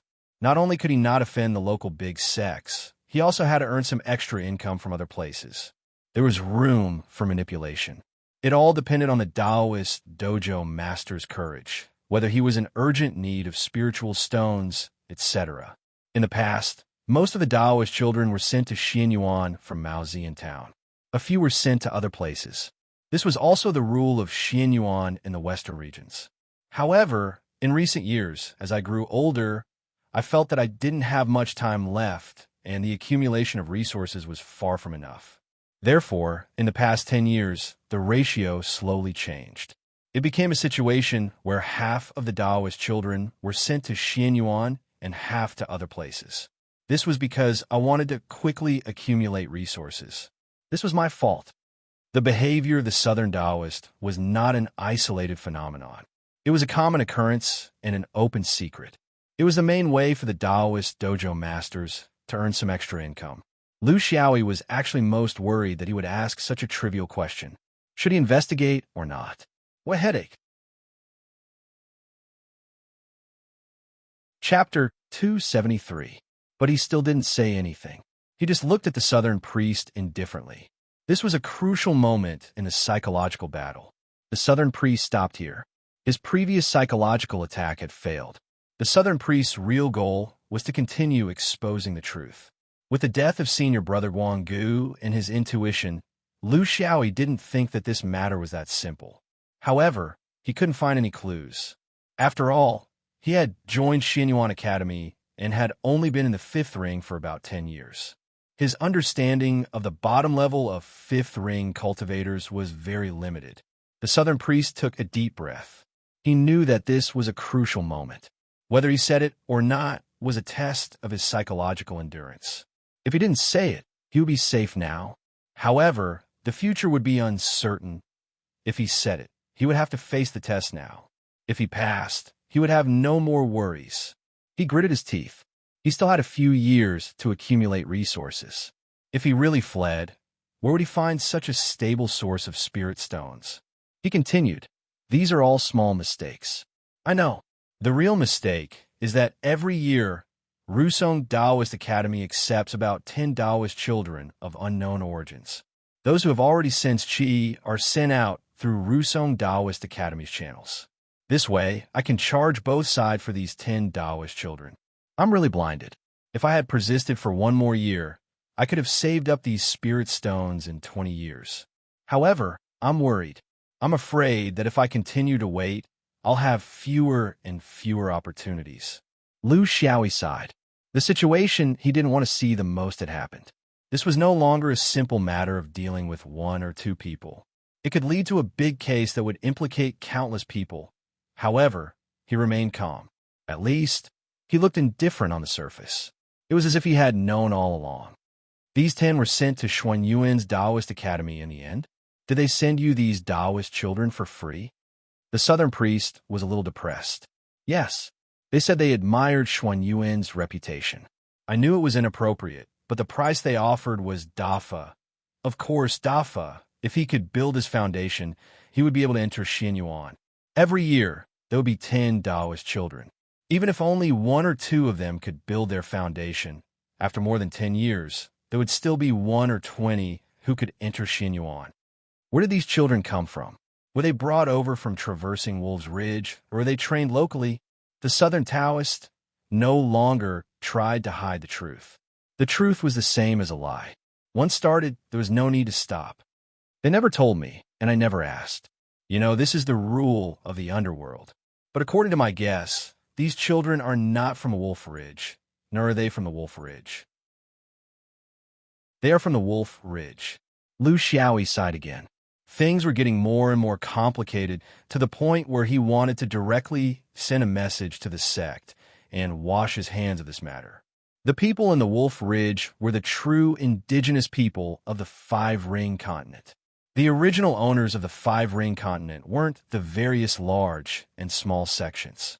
They had their own inheritances, and they were inheritances that weren't any weaker than the current cultivation forces. This part of history was a taboo for all sects and clans. They would not easily reveal it to others, even their own disciples. Of course, it also depended on the cultivation level. Lu Xiaoyi's level was definitely not qualified to know about it. It was estimated that he would not be able to know about it, even if he reached Jin Dan. However, if he reached Yuanying or perfected monarch, he would be able to truly enter the ranks of grand cultivators and could travel through the void of the universe. This kind of secret might not be a secret anymore. Generally speaking, as far as Lu Xiaoyi knew, tens of thousands of years ago, the supreme 3 pure ones of Xianyuan destroyed the original cultivation forces of the Five-Ring Continent, and thus established a new order and a new cultivation structure. After tens of thousands of years, who would still remember their ancestors from tens of thousands of years ago? However, in the Five-Ring Continent, there were still some indigenous cultivation forces left. These indigenous sects that remained in the 3 major domains were slowly assimilated. However, there were still some stubborn forces that forced a portion of the ordinary people to retreat into the boundless Wolf Ridge. These were also the last remnants of the original indigenous culture and became a special existence in the Five-Ring Continent. Why did the original occupiers not completely eliminate these existences? History was too long ago, and the reason was too high up. Of course, he did not know, but now that he knew, he was in a real dilemma. The hatred of the ancestors was a very annoying problem. Back then, when they occupied the 5th ring, they didn't strike while the iron was hot and solve the problem as soon as possible. It had been tens of thousands of years. How could a low-level foundation establishment stage cultivator like him make such a big decision? Who contacted you? The Southern Taoist smiled bitterly. It was a merchant, but he was not familiar with the town. I could not determine his background or appearance. These can all be hidden. It is not good for me to casually ask about such secretive things. It was as good as not saying anything, but this was indeed necessary self-protection. How could such a thing happen in the western regions without being on guard against the local tyrants? That's all. The Southern Taoist smiled bitterly. That's all. I'm just a small Taoist master. How much do you think I can participate in? Lu Xiaoyi felt that he had made a mistake. If he had known it would be so troublesome, he would not have scared him in the beginning. It would have been better to let him tell some lies to deceive him, and then everyone would have some peace and quiet. Things like mixing sand with spies were important matters of principle, but also small matters that could not be any smaller. How could these foundation establishment cultivators affect the enormous Xianyuan? Could one of them last until Yuanying? Could they decide the direction of a sect? Could they persist in remembering that they were glorious spies after hundreds or thousands of years, and were willing to give up everything they had to pursue an inexplicable ideal? What beliefs and ideals could a 10-year-old child have? Could they persist for a lifetime? He still had to brace himself to deal with it. Call back the Taoist children who were sent elsewhere this time.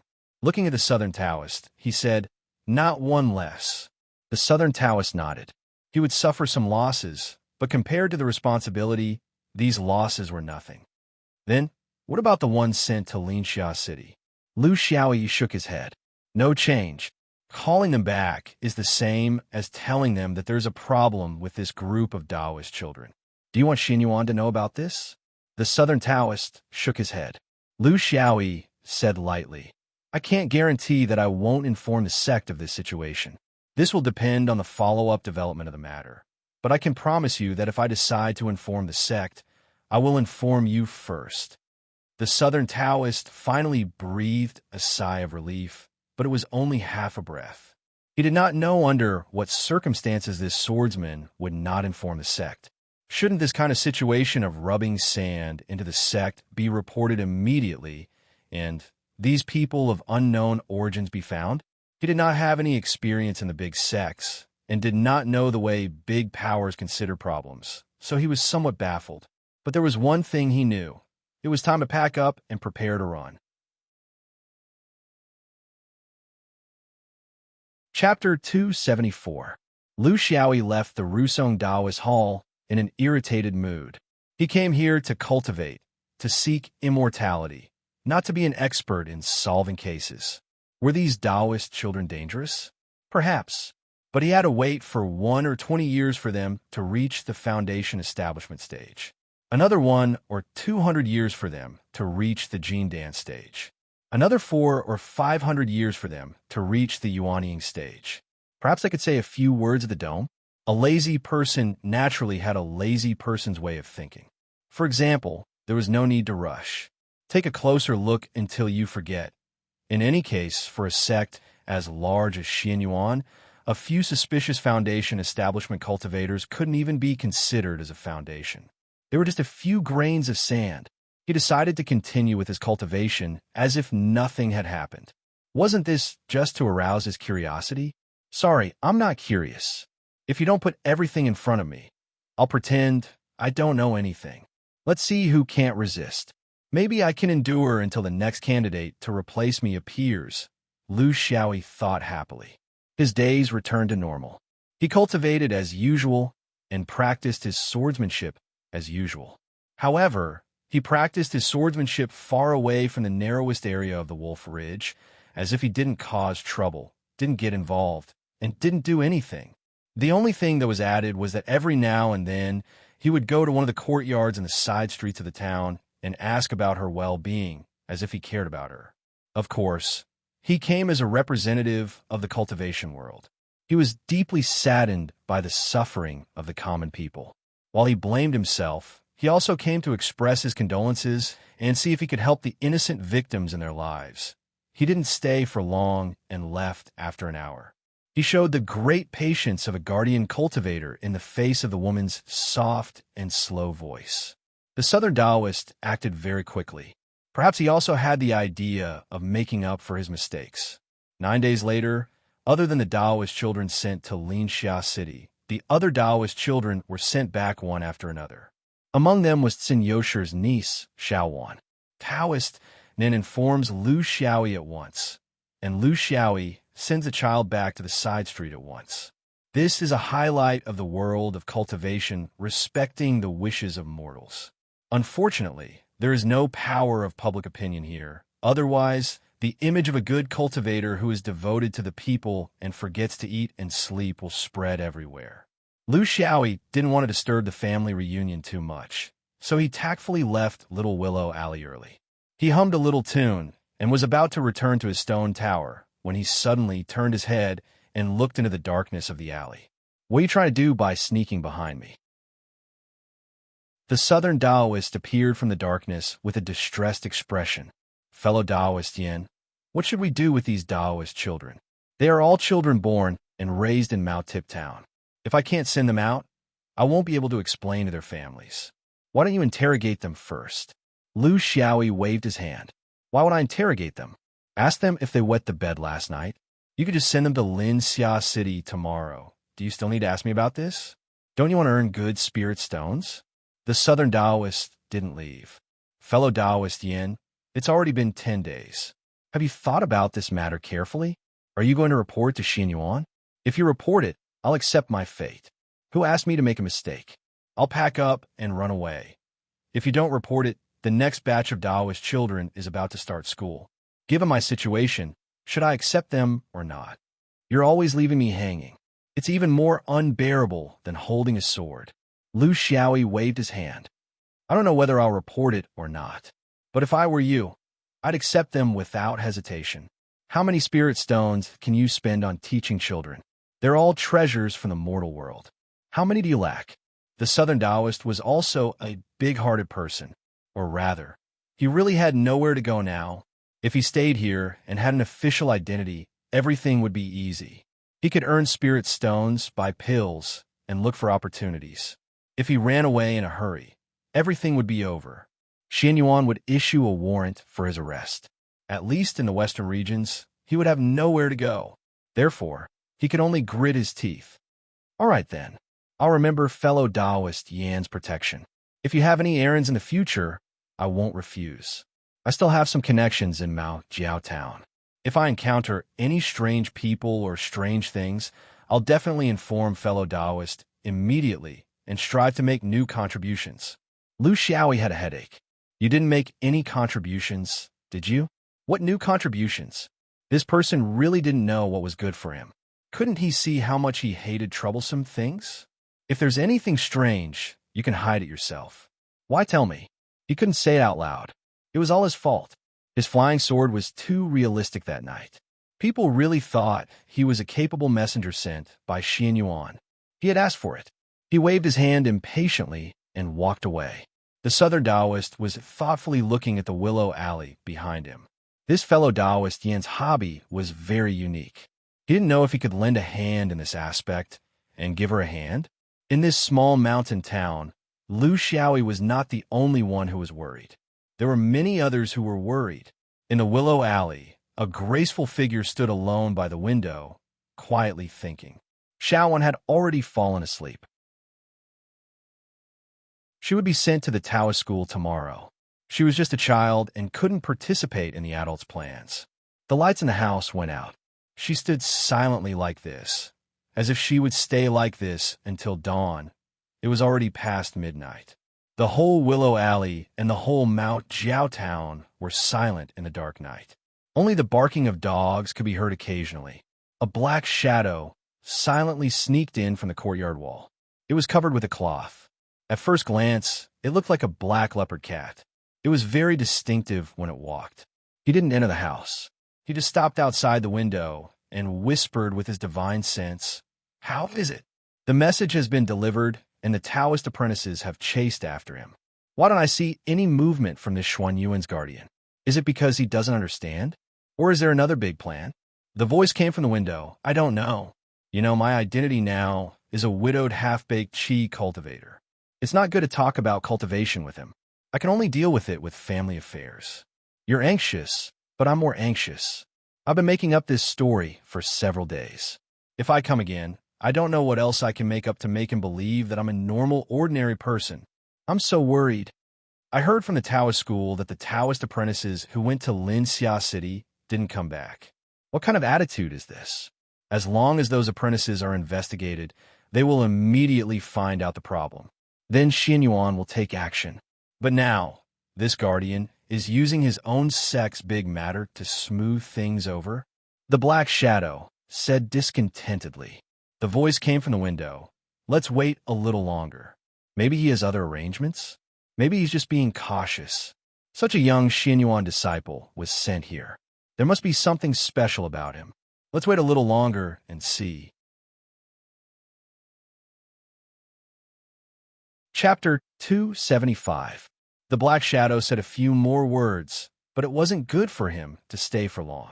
He then left, leaving the person behind the window to sigh softly. She was speaking insincerely just now, because even she could tell that the sword cultivator was trying to smooth things over. He was just taking up a post and not doing anything. She was not from the Spearpoint tribe, nor was she from the western region. She was not even from the southeastern region. She was from the Arai region.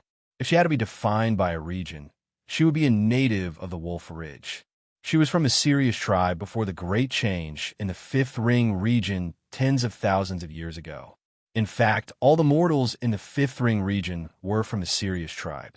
However, after the change in the cultivation world, the Sirius tribe changed to the Fifth Ring region. The people did not change, but their mindset changed. This was the change from the Sirius tribe to the Fifth Ring region. Anyone who said they were from the Sirius tribe would be beaten up. In the past 20,000 years, the world had changed. Everything was changing, including the large and small remnant tribes hidden in the Wolf Ridge. From the beginning, they dreamed of recovery, but gradually, they insisted on tradition. Now, they were more concerned about how to survive in the harsh ecological environment of the Wolf Ridge. Their glory and dreams were long gone. All that was left was a proud shell that supported their beliefs. Now, they had become the alpine tribesmen in the eyes of the outside world, and they admitted it themselves.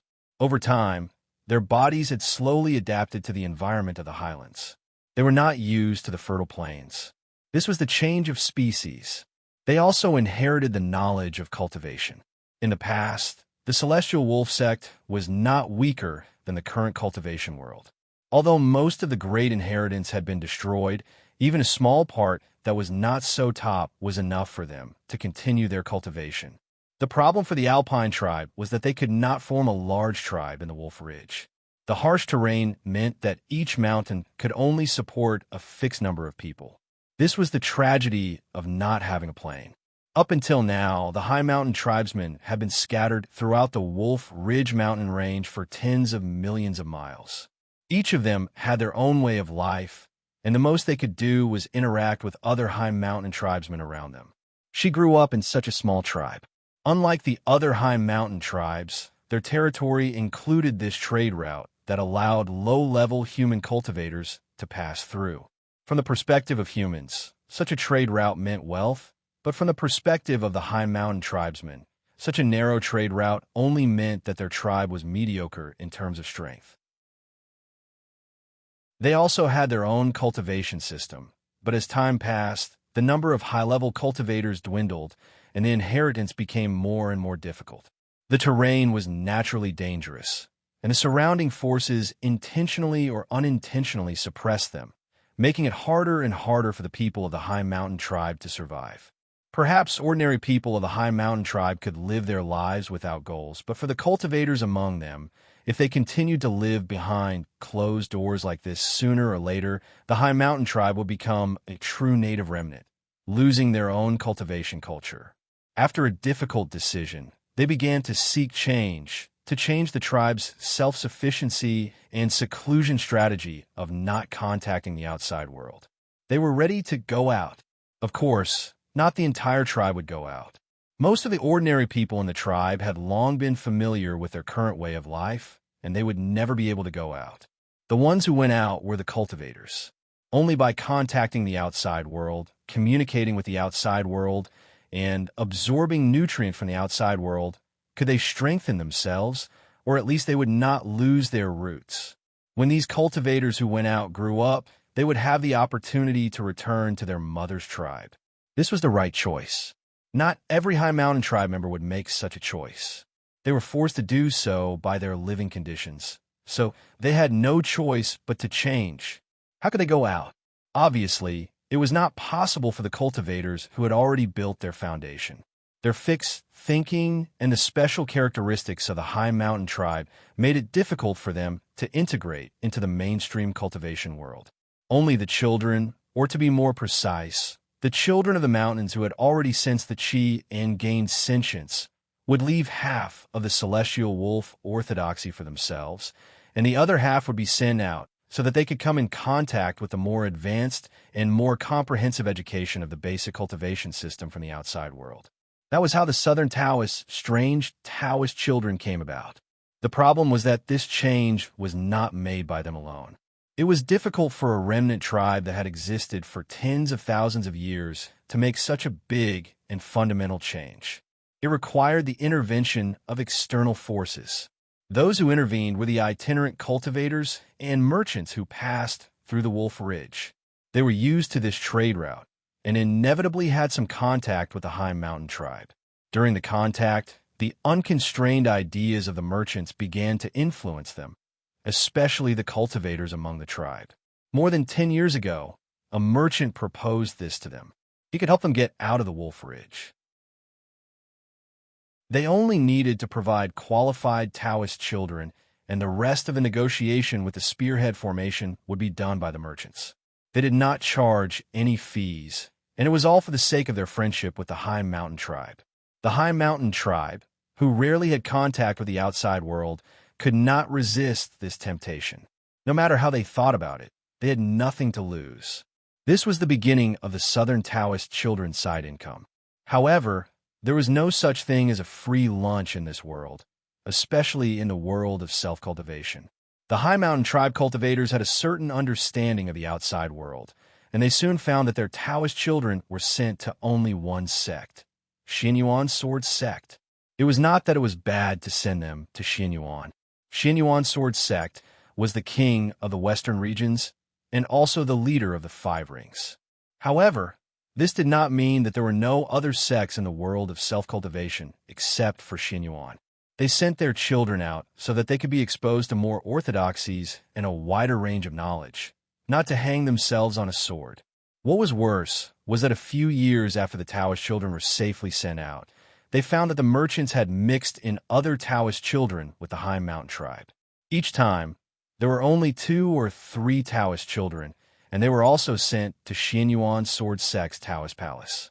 The High Mountain tribe cultivators did not know much about the outside world, but this did not mean that they were fools. After years of secret investigation, they more or less understood the deeper meaning of the merchants mixing in Taoist children. They found that they might be passively dragged into the open and secret struggle between the top powers of the Five Rings. One of them was Xianyuan Sword Sect, and the other was unknown, but should be one of the strongest Taoist sects. How could a tribe of their size be qualified to be involved in such a struggle? If they were to be torn apart, they did not know what would happen to the top powers, but their tribe, or at least the self-cultivation forces in their tribe, would face a disaster. This was why she came here. Chapter 276. The Gaoshan people knew very well that they couldn't do anything openly. They didn't have the power to do so. Regardless of whether it was the Xianyuan Sword Sect or the power behind Shang. However, they had to do something. Otherwise, they would either be destroyed by the Xianyuan Sword Sect or be controlled by the power of Dharma cultivators. How could they deal with this? When a mountain goat was attacked by a tiger and a black bear, the best solution was to let the tiger and the black bear fight first. They would also pay the price. The price was that among the hundreds of Taoist children they sent out over the past decade, there were indeed about 10 who eventually entered the Xianyuan Sword Sect. However, this wasn't an unbearable pain. The Gaoshan people didn't want to infiltrate anyone's inner circle, nor did they want to enter a sect. Most importantly, they also wanted to make public the intention of the Gaoshan people's Taoist children entering the main cultivation world at a certain time to obtain the forgiveness of the cultivation world of the Western regions. Now, they were just moving the process forward. They also had some understanding of the Western regions. They knew that although the Xianyuan Sword Sect was domineering here, this sect was amenable to coaxing but not coercion. If they confessed everything, the punishment might not be too severe. At most, the foundation establishment cultivators of the Gaoshan people would be expelled from the sect. It was very likely that the punishment wouldn't be so severe. This was the reason why she appeared here and exposed the secret of Rusong Dojo to the cultivators guarding Xianyuan. In her plan, no Xianyuan disciple would let go of such an important clue. Then, naturally, the Taoist children would be recalled and screened. The Gaoshan children would be easily identified. Then, their true purpose would be revealed. The two real spies from the Dharma cultivators sect. The Gaoshan cultivators couldn't find out the origins of these two spies, but that didn't mean that a power like Xianyuan couldn't find out either. Then, it became a competition between the tiger and the black bear. What did the Gaoshan people gain here? Xuanyuan's possible forgiveness, the withdrawal of the Dharma cultivators' clause, and the official entry of the Gaoshan people into the main cultivation world of the western regions. It was a brilliant plan to kill 3 birds with 1 stone. Naturally, there wasn't even a trace of a hatchet. Once the plan was proposed, it immediately received the approval of the higher-ups of the Gaoshan cultivators, who assigned her to complete this seemingly simple task. What was so difficult about passing a message? But he didn't think that this sentence would be so difficult to say. There was only one reason. No swordsman was normal. The first person they came into contact with was Lu Xiaoyi's predecessor, the Light Valley Taoist. She had to admit that Taoist Guanggu was an extremely dutiful guardian.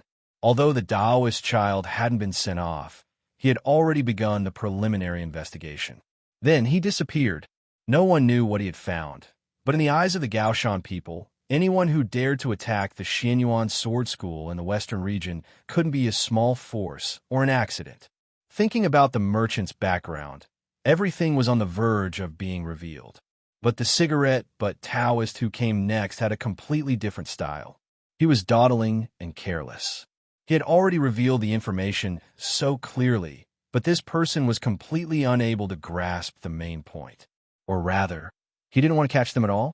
The guardian cultivators of Xianyuan had a lot of power, and it was in the transmission of information from the stone pagoda. The western region was so big, and there were so many cities and towns.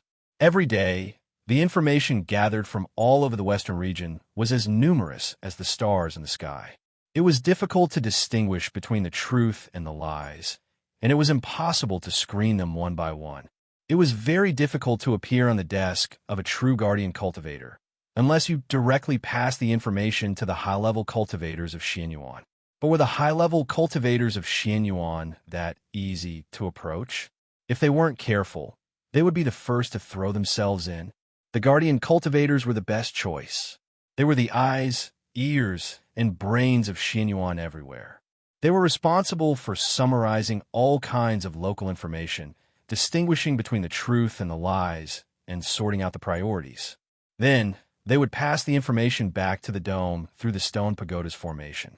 This kind of information that had been roughly processed was also the most important thing to Xianyuan. There were specialized personnel handling it, and it could even reach the heavens. According to her judgment, there was a foreign species among the Taoist children of Mao Point Town. It had happened more than 10 years ago, and it involved at least 100 Taoist children. There were more than 10 foundation establishment cultivators in the school. This kind of information could be considered serious, and it would definitely attract the attention of Xianyuan. However, why did this cigarette but remain indifferent all this time? She asked him to help her find her niece, Xiaowan. Did he just find Xiaowan and call it a day? What about the intuition of a cultivator? What about the integrity of a person sitting in this position? What about the loyalty to Xianyuan? When she thought about how this Taoist would come here for no reason, her woman's intuition told her that there were probably other motives behind this. But he actually used his position to satisfy his own filthy desires. How did such a cultivator enter Xianyuan?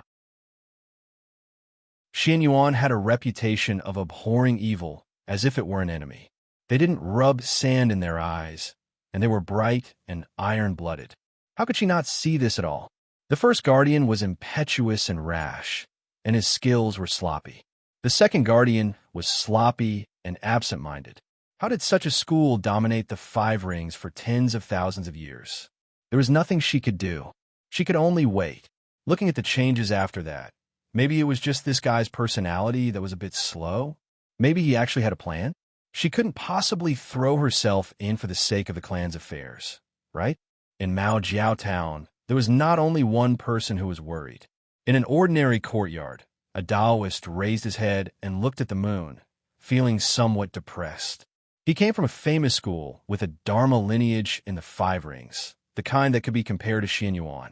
10 years ago, he received a very challenging mission from the school, which was to destroy the foundations of other schools' orthodoxies, regardless of the form. The reason why it was challenging was because this was an open-ended mission. There was no fixed goal, nor was there a clear goal. It was purely based on the cultivator's personal understanding to complete the mission, and then they would report it to the school. The school would then evaluate the level and completion of the mission based on the progress of the mission and the goal achieved. If the mission was done well, the reward would be very generous. This type of mission was very popular in the 5 rings in recent years because it was not a fixed mission. It could maximize the cultivator's personal initiative to the greatest extent and bring out the advantages of one's experience and strength to the greatest extent. Of course, with his status in the school, if he were to attack a lower-ranked school, the evaluation would definitely not be high. However, he did not have much choice, so he chose the school that was the most suitable opponent for the Dharma lineage, Xianyuan. A mission like this was not something that could be completed by a foundation establishment newbie. Only those who had been through many years could find the most suitable breakthrough direction according to their own characteristics. Just like him, he had been building his foundation for 70 years and had already reached the late stage of foundation establishment. Next, he needed to consider his own path of core formation. Before he completely focused on breaking through to the upper realm, he still had a chance to fulfill his dream. He would have the qualifications and achievements to show in the school, and, at the same time, expand his family's wealth. When he was young, he had once walked through the Wolf Ridge. At that time, he only wanted to prove himself. It was a young impulse, but the things he saw and heard along the way also gave him an idea.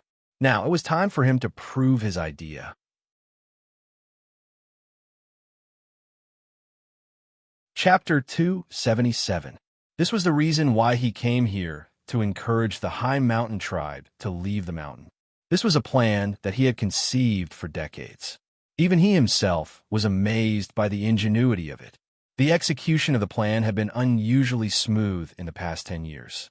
The people of High Mountain tribe thought they were smart, but they were actually being toyed with without knowing it. Encouraging the High Mountain tribe to leave the mountain was beneficial to them. But this was just the beginning. Then he slowly mixed sand into the Taoist children to let the High Mountain tribe know. In fact, it was not sand. They were just ordinary Taoist children that he found in the remote villages in the western region and even cultivated by himself. These Taoist children were all clean, and he did not have the ability to plant any future karma on them. Not to mention a small foundation establishment cultivator like him. Even those big cultivators in the sect could do nothing about it. No matter how delicate the seed of the heart was, it could lose its original will in the passage of time. His goal was not here in the first place. The plan was very successful. It was so successful that he did not have to do it himself. Instead, it was the stupid cultivators of the High Mountain tribe who took the initiative to bear the responsibility. They thought that this would cause a fight between the two big sects, but they did not know that the big sect's vision was not something they could understand. The only surprise was the previous guard of Spear Point. Although he was not smart enough, his nose was very sharp. He did not ask about the cause of the trouble, but only looked for the person who could cause the trouble. He had lived in Spear Point Town for a few years, and he might have been careless. Now that he was targeted by this guard who was familiar with the people in Spear Point Town, he had no choice but to get rid of him.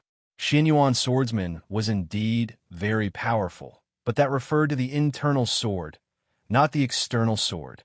In the eyes of these Dharma cultivators, Xuanyuan's external sword was also a Dharma cultivator. It was just that they did not have a variety of magic instruments, but they used flying swords as their magic instruments. Tens of thousands of foundation establishment cultivators used the same kind of magic instrument, and its limitations were obvious.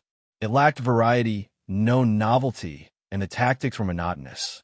It was easy to be contaminated. There were countless problems. Then, he changed to an external sword. This was reasonable.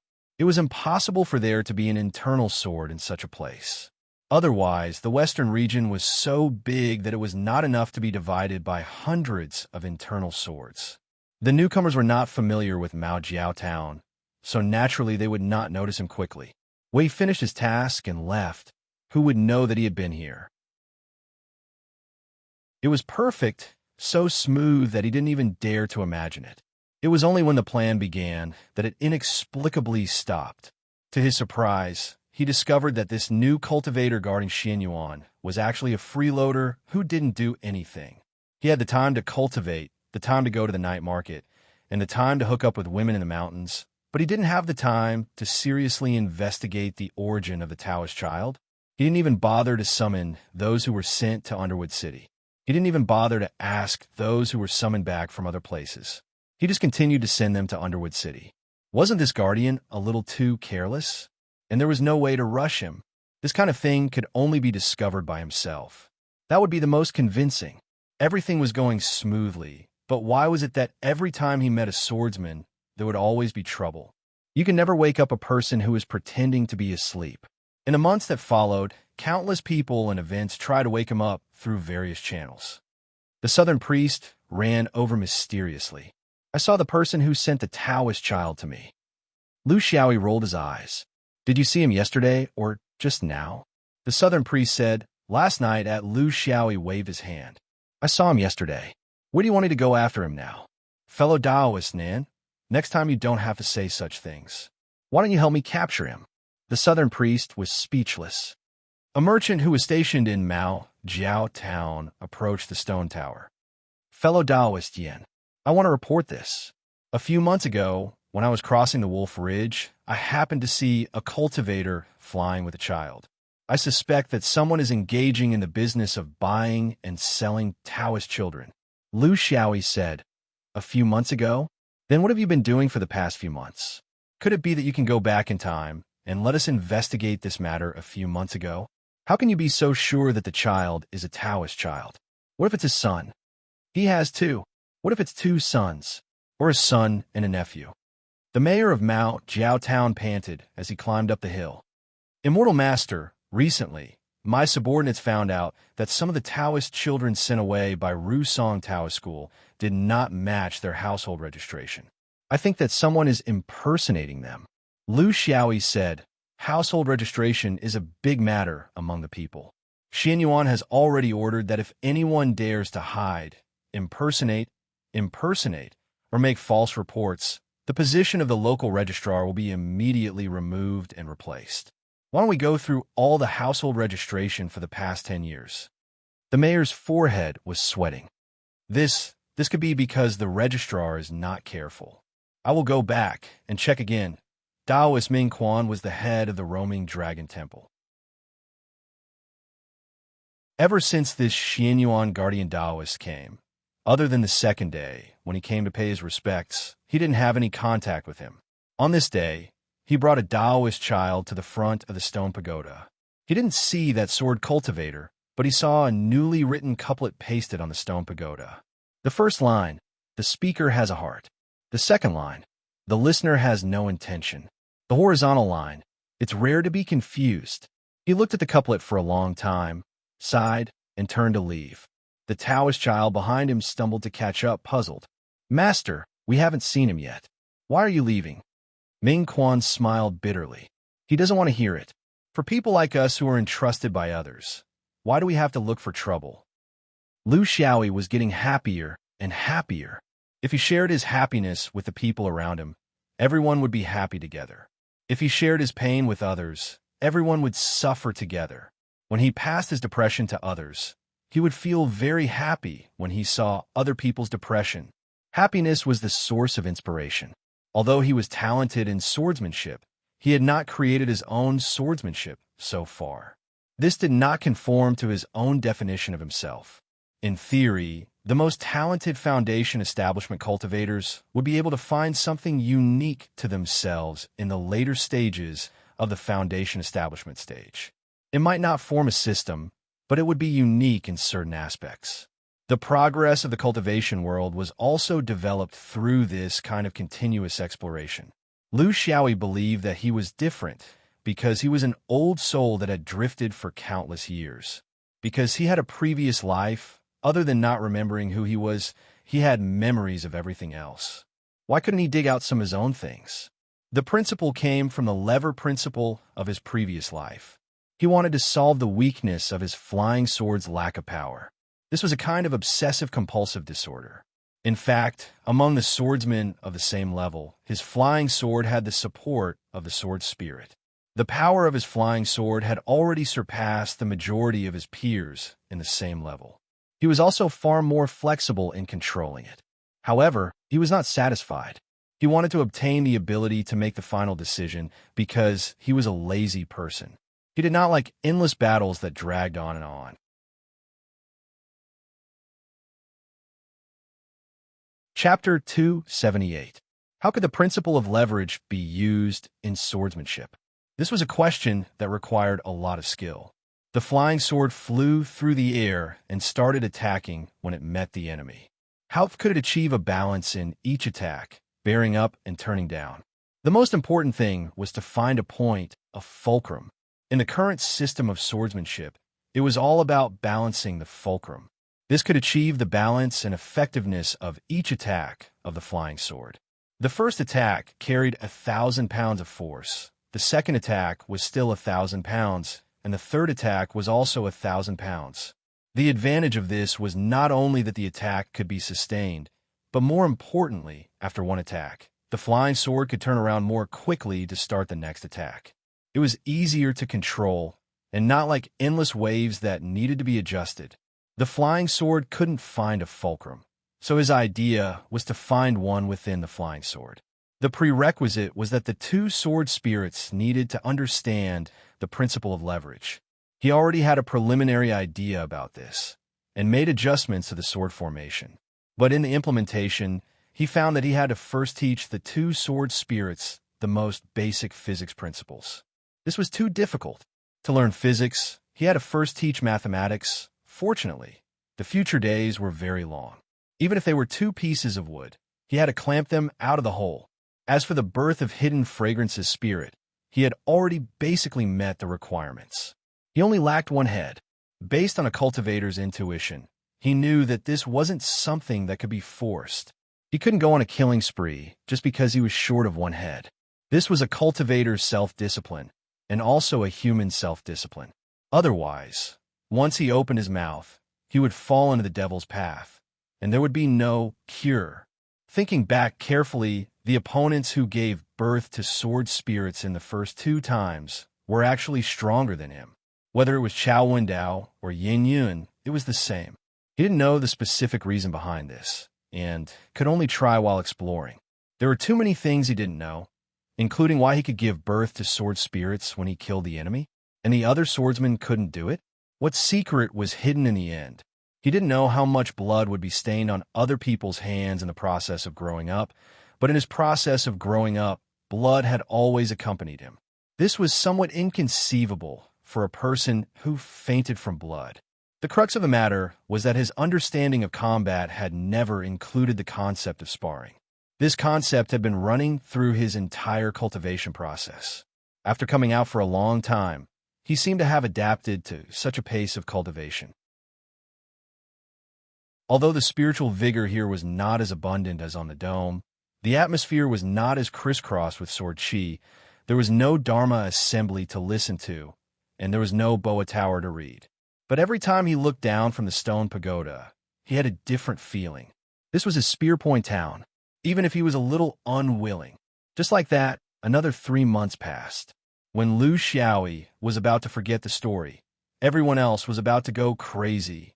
A special guest had come to the stone pagoda. If he had been monitoring the willow alley, he would have known that this person had also visited a certain courtyard under the cover of night. But he did not, and he did not care. This person's movements were like a leopard cat, jumping up and down quickly and nimbly. From this, one could see the powerful explosive force hidden in his body.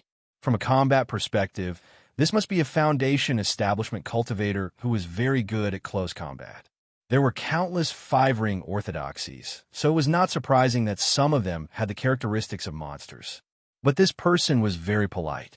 I am Goja from the Red Summit High Mountain Tribe. I am here today on behalf of the Red Summit High Mountain Tribe to pay my respects to fellow Taoists. I hope to receive Su on Yuan's understanding and support in cultivation. There were countless high mountain tribes, each based on the region they were in. For example, the highest peak in their region was a red iron mountain. Under the sun, red light shone everywhere, so they were called the Red Summit High Mountain Tribe. This kind of gesture was not something Lu Xiaoyi could reject. This was a tribe submission to Su on Yuan. For the sake of walking out, for the sake of the legacy of cultivation, he had no reason to ignore this. Lu Xiaoyi returned the greeting. He was very solemn. He avoided it because he did not want to fall into someone else's rhythm, but he faced it because it was his duty. Please speak. I will report the High Mountain Tribe's request truthfully to the sect. Fellow Taoist, you don't have to worry. The communication is not smooth. Goja said seriously, my Red Summit High Mountain Tribe has long wanted to integrate into the fifth ring cultivation world. But we have always been hesitant, and there are different opinions within the tribe. We have also taken action before, such as sending Taoist children to the western regions to study as a test. Please forgive us for our cover-up, but after tens of thousands of years, the High Mountain Tribe cannot be completely at ease. This time, we have made up our mind to invite fellow Taoists to visit our tribe. As the saying goes, seeing is better than hearing. If fellow Taoist agrees with the Red Summit High Mountain Tribe's aspirations for the world after seeing it, please put in a good word for us in the report. This was a reason he could not refuse. It was not something that could be brushed off by playing dumb. Even if this trip was dangerous, he was a cultivator and the guardian of Spearpoint Town. Okay, when do we leave? Goja sighed in relief. 3 days from now, at the end of the morning, I will lead the way for fellow Taoist Su on Yuan. Watching Goja leave, Lu Xiaoyi sighed. He did not doubt the sincerity of the Red Summit High Mountain Tribe. As long as they had a normal mind, they would know what choice to make in the best interest of their tribe. The problem was it really so simple? He had ignored this group of people for a few months, and Taoists then had occasionally sent him news. The Wandering Dragon Temple had also secretly leaked some information to him. Therefore, he was not completely blind. In Spearpoint Town, his powerful divine sense could guarantee that he would be the first to detect some malicious spying, but he could not launch a thunderous attack. The one hiding in the back was not like the southern priest, who had taught himself to be useless. If he failed to hit the target, he would beat the grass and alert the enemy. Besides, it was impossible for him to control his flying sword to the point where he could kill without hurting the innocent and destroy a house. Spearpoint Town was densely populated, so it was not a place for cultivators to fight. This was probably the reason why some people did not choose to cultivate in the barren hills outside the town, but hid in the houses of the town. He needed to wait for an opportunity where his flying sword could move freely. 3 days later, Goja and 2 other foundation-building cultivators came to the stone tower. Lu Xiaoyi was a little surprised. Why?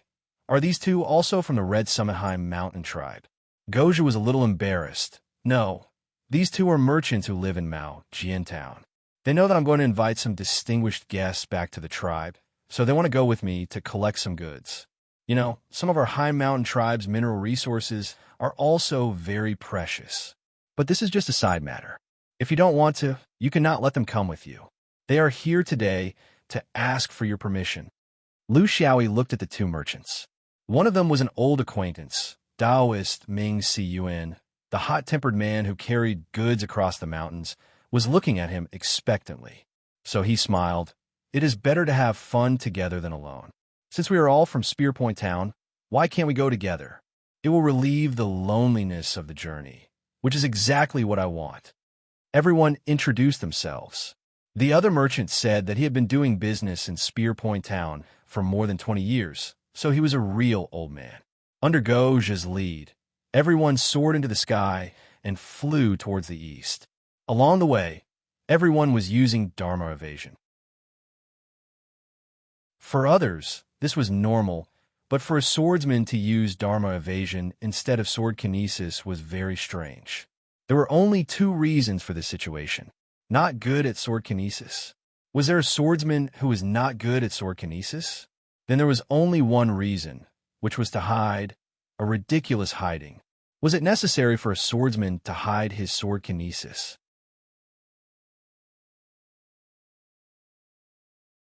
Chapter 279. Along the way, everyone was chatting and laughing. They were all shrewd and would not show anything on their faces just because they had something on their mind.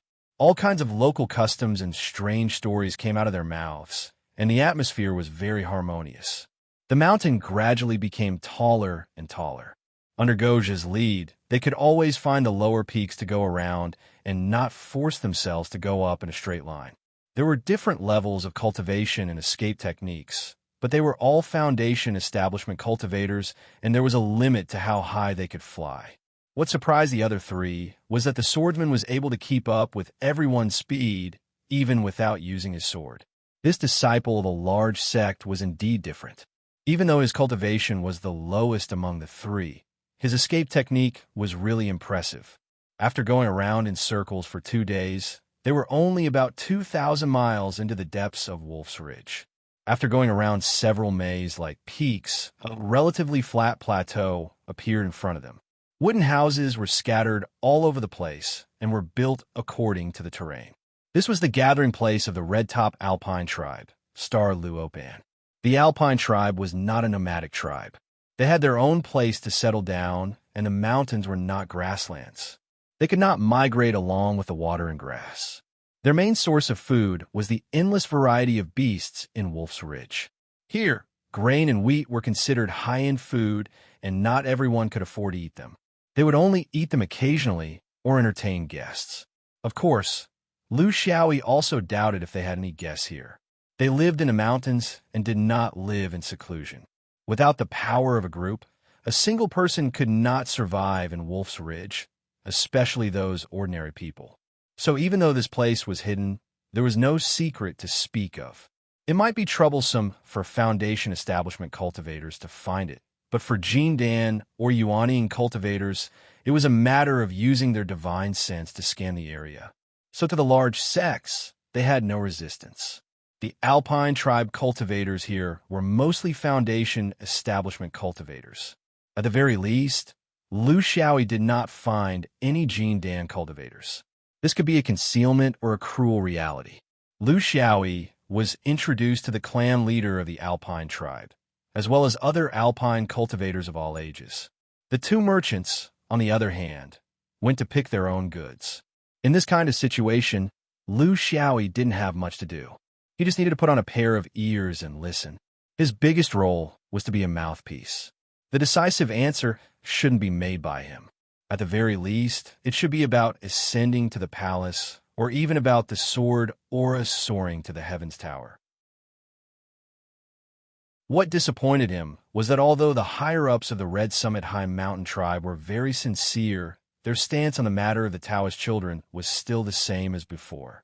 They were only limited to the Taoist children sent to the western regions in the past decade or so, and they even provided a detailed list. They didn't lie. They just didn't tell the whole story. Lu Xiaoyi could understand. After all, with such weak strength, it was normal for them to have so many concerns if they wanted to integrate into the western regions without getting hurt. At night, the Alpine tribe held a grand, welcoming ceremony for the guests. Of course, it was for cultivators. It was meaningless for ordinary people to participate in such an event. Lu Xiaoyi estimated that there were about 10 foundation establishment cultivators and 100 qi refinement cultivators. This was almost all of the Red Summit High Mountain tribe. After all, this High Mountain tribe was one of the weaker tribes in the entire Wolf's Ridge. The two merchants were also invited. Everyone gathered together and had a great time. In order to show off more, the Alpine tribe took the initiative to demonstrate their skills in front of the guests. Lu Xiaoyi then realized that the Alpine tribe, or at least the Red Summit High Mountain tribe, were the best at beast taming. After spending tens of thousands of years in the Wolf's Ridge with the demonic beasts, they had to practice this skill even if they didn't want to. After practicing for so long, It became their main skill. Beast taming was not something that was favored by orthodox Taoists. It was said that there were no laws that could be used to tame beasts, and there was no distinction between good and bad. However, in the eyes of orthodox Taoists, transferring a portion of one's combat ability and cultivation ability to a demonic beast was a kind of trick, and trickery was the most unacceptable concept in the cultivation of the great Tao. The real Taoist beast taming method starts from the nascent soul stage and never touches it at the basic stage. It is to make full use of all the instincts of the cultivator. After the nascent soul stage, the cultivator will also use the ancient beasts and wild beasts as the objects of control. It is just a kind of contractual relationship between friends. The cultivator will never put his cultivation on any kind of auxiliary creature other than himself. This is the great foresight of the big forces in the world of cultivation. But then again, who would give up on the fastest way to increase their strength in the Wolf's Ridge? Talking about the great Tao also depended on the living environment. First was the performance of the Qi refinement cultivators. Unfortunately, from Liu Xiaoyi's point of view, this was just a performance between two demonic beasts. Because the Qi refinement cultivators were still unable to control demonic beasts that were too powerful, the intelligence of the demonic beasts was still in a state of enlightenment. Most of the fights between the demonic beasts still relied on their claws and teeth like ordinary beasts. Occasionally, they would be able to conjure a ball of fire and ice. That was all. There were even occasional cases where the demonic beasts would go berserk and attack indiscriminately. Perhaps they also felt that the performance of the Qi refinement cultivators was too weak. Very soon, the Alpine Foundation establishment cultivators also began their performance.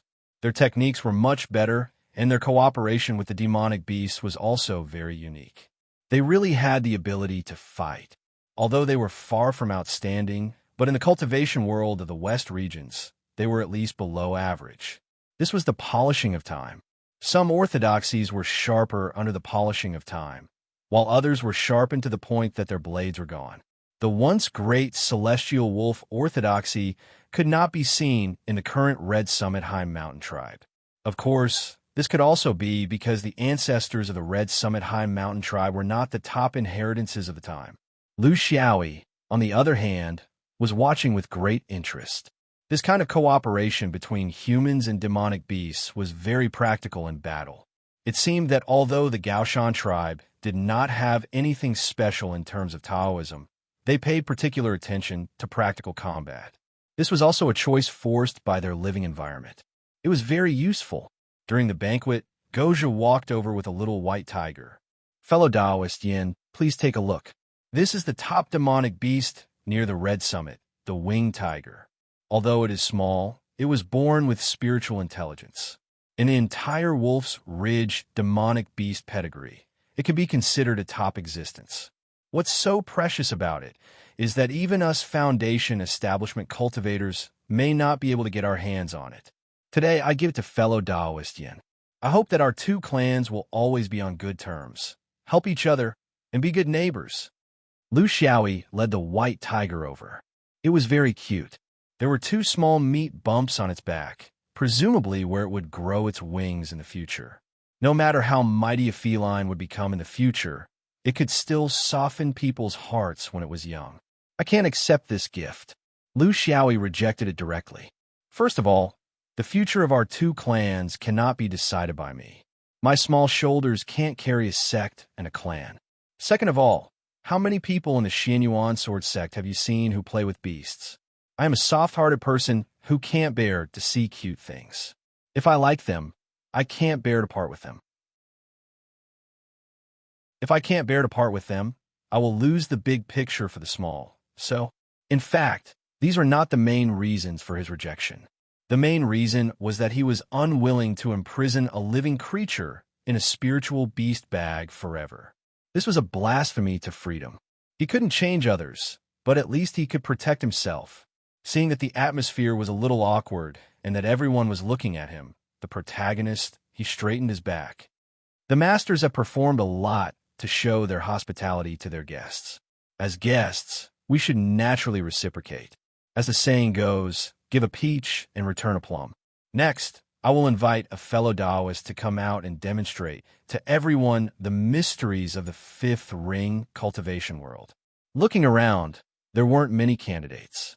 Other than the two merchant cultivators, there were no other fifth ring cultivators here.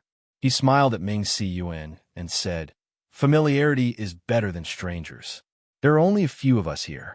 Why don't we perform together to thank the masters for their hospitality?"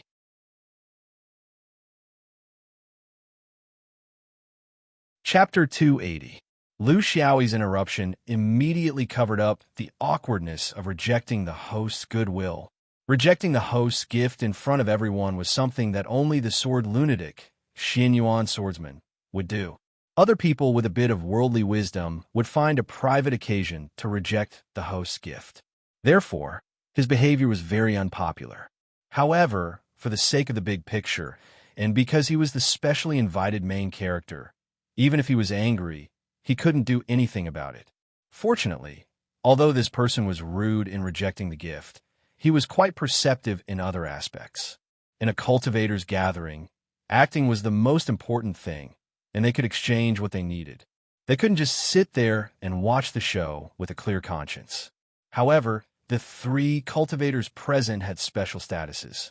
Lu Xiaoyi was, needless to say, as the Gaoshan man was counting on him to build a relationship with Xin Yuan. The other two cultivators were counting on him to sell their goods for a good price, so it wasn't good to force them to perform. They didn't dare to open their mouths, for fear that they would be rejected. That would be truly embarrassing. This was the embarrassment of being the weaker party. Fortunately, although the swordsman was lacking in worldly wisdom, he was a keen hunter when it came to fighting. Without needing anyone to invite him, he stood up on his own. This saved everyone from wasting their breath. Therefore, everyone cheered in unison, instantly forgetting the awkwardness from just now. This was also due to the Gaoshan man's unique temperament. Ming Si Yuan smiled bitterly. It was normal for the swordsman to choose him among the three cultivators from the outside. Out of three, he had to choose two, so there was a high probability that he would be able to perform. Therefore, he didn't pretend to be pretentious. He stood up and bowed from afar.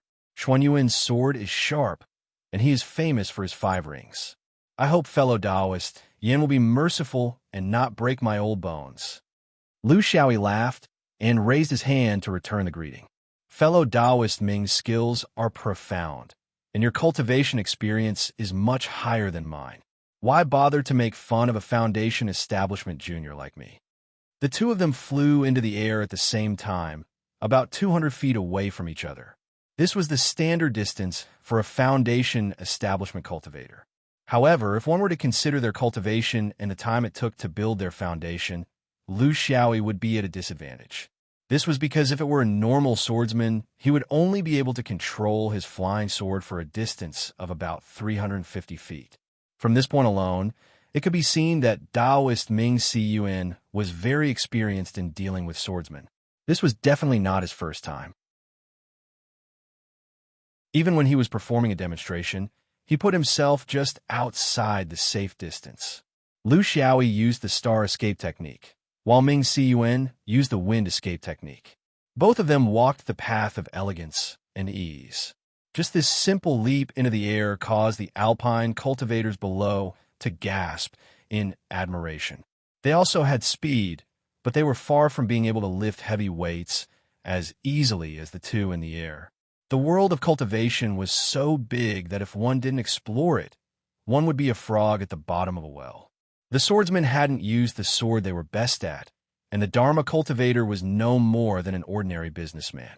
However, in terms of the escape technique, the alpine cultivators couldn't help but gasp in amazement. Lu Xiaoyi didn't pretend to be pretentious. He stood still, nodded slightly, and tightened his bow. The Four Seasons sword shot out towards Ming Si Yuan, who was 200 feet away. This was a common problem for swordsmen. Whether it was a battle of life and death or a demonstration of skills, the swordsman had to make the first move. This was a lifelong habit that couldn't be changed. Ming Si Yuan smiled and silently chanted an incantation. He pointed his finger forward, and a turbid fog rose 500 feet in front of him. It was the acid rain fog. This was the simplest and most practical spell for a Dharma cultivator to use against a swordsman. It couldn't completely block the flying sword from piercing into his body, but if the flying sword wanted to penetrate his body, it would have to go through the fog again and again. As time passed, the damage to the flying sword would be obvious. This was only a soft defense. He still had a hard defense, just in case. He twirled his fingers, and a talisman was ignited. A greenwood shield was placed in front of him, and at the same time, a gold-burning axe spun around his body.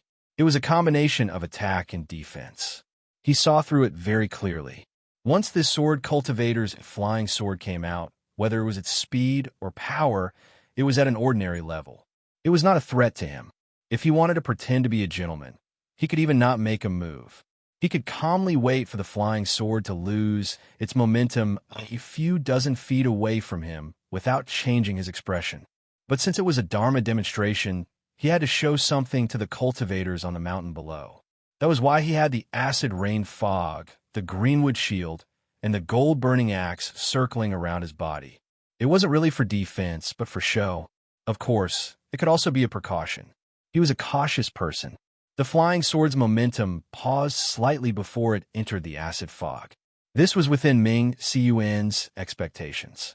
This was a sign that the sword's momentum had run out. If it was an expert, they would have dodged before the flying sword completely entered the fog. However, this was a test of the cultivator's control over the flying sword. The swordsman's flying sword plunged headfirst into the fog. This was a common problem for Foundation establishment cultivators. They were aggressive when they attacked, but they were powerless when they retracted the sword. The corner of his mouth curled up into a smile. Just as he was about to say a few polite words, he suddenly felt that something was wrong.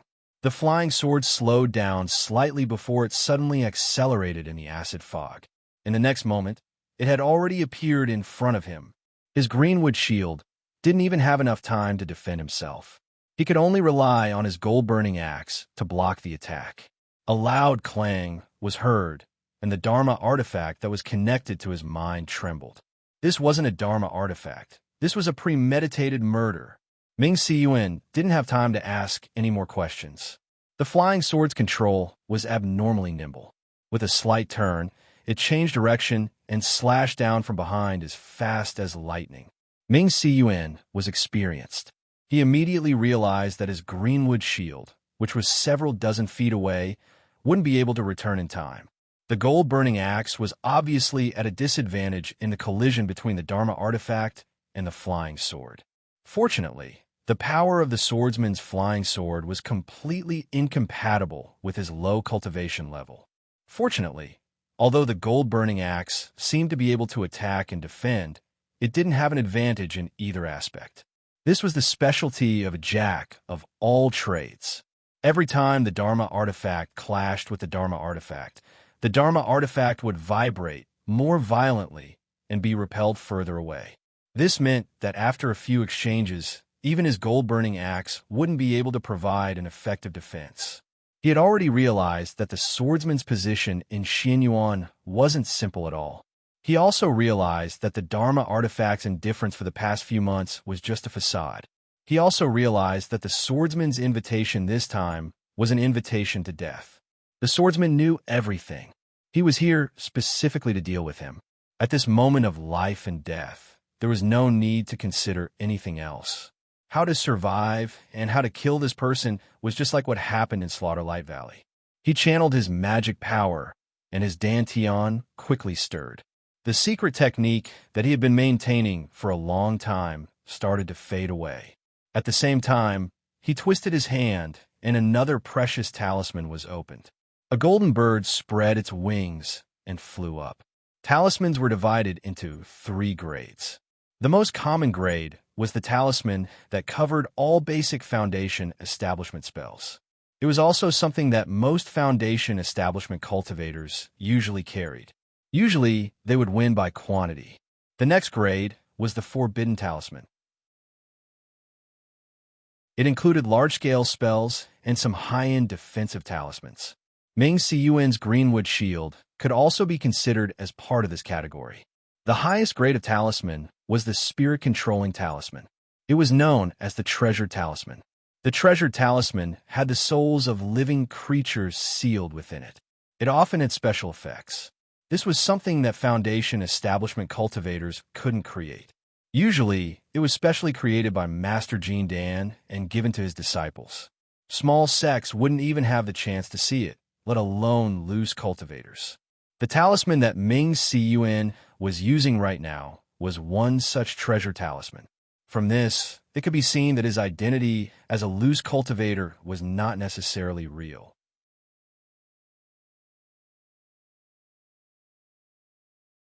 Chapter 281. However, before Ming Cun's talisman could show its power, Lu Xiaoyi's second flying sword was already whistling towards him. That was Zhu Cheng. It still ignored the attack range of 200 feet and the corrosive effect of the acid rain.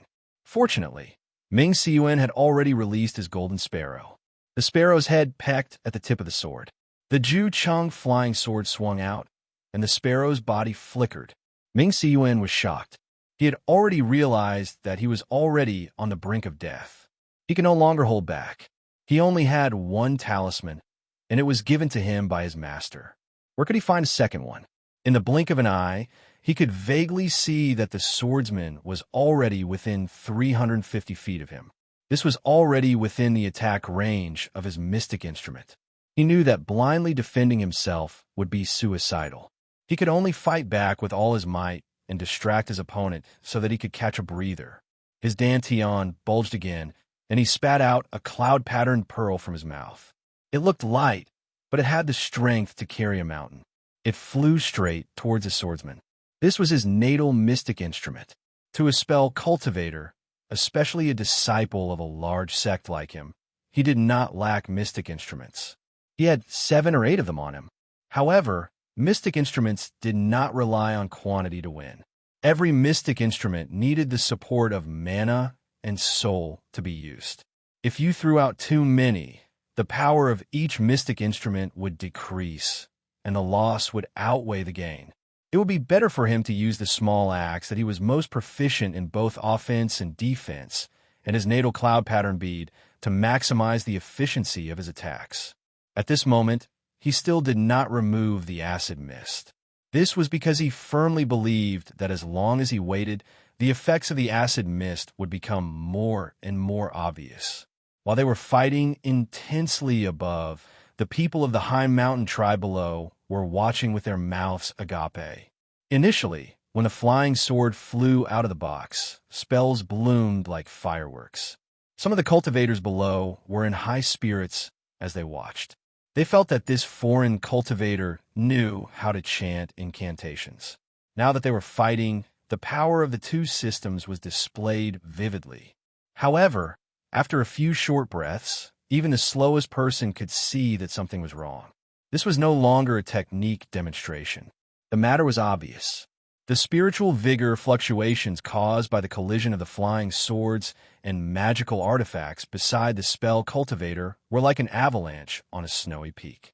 Amidst the chaos, there was a fierce killing intent. The Dharma cultivators blocked left and right. Spells, talismans, Dharma artifacts, and so on were endless. The mountain bumpkins were envious.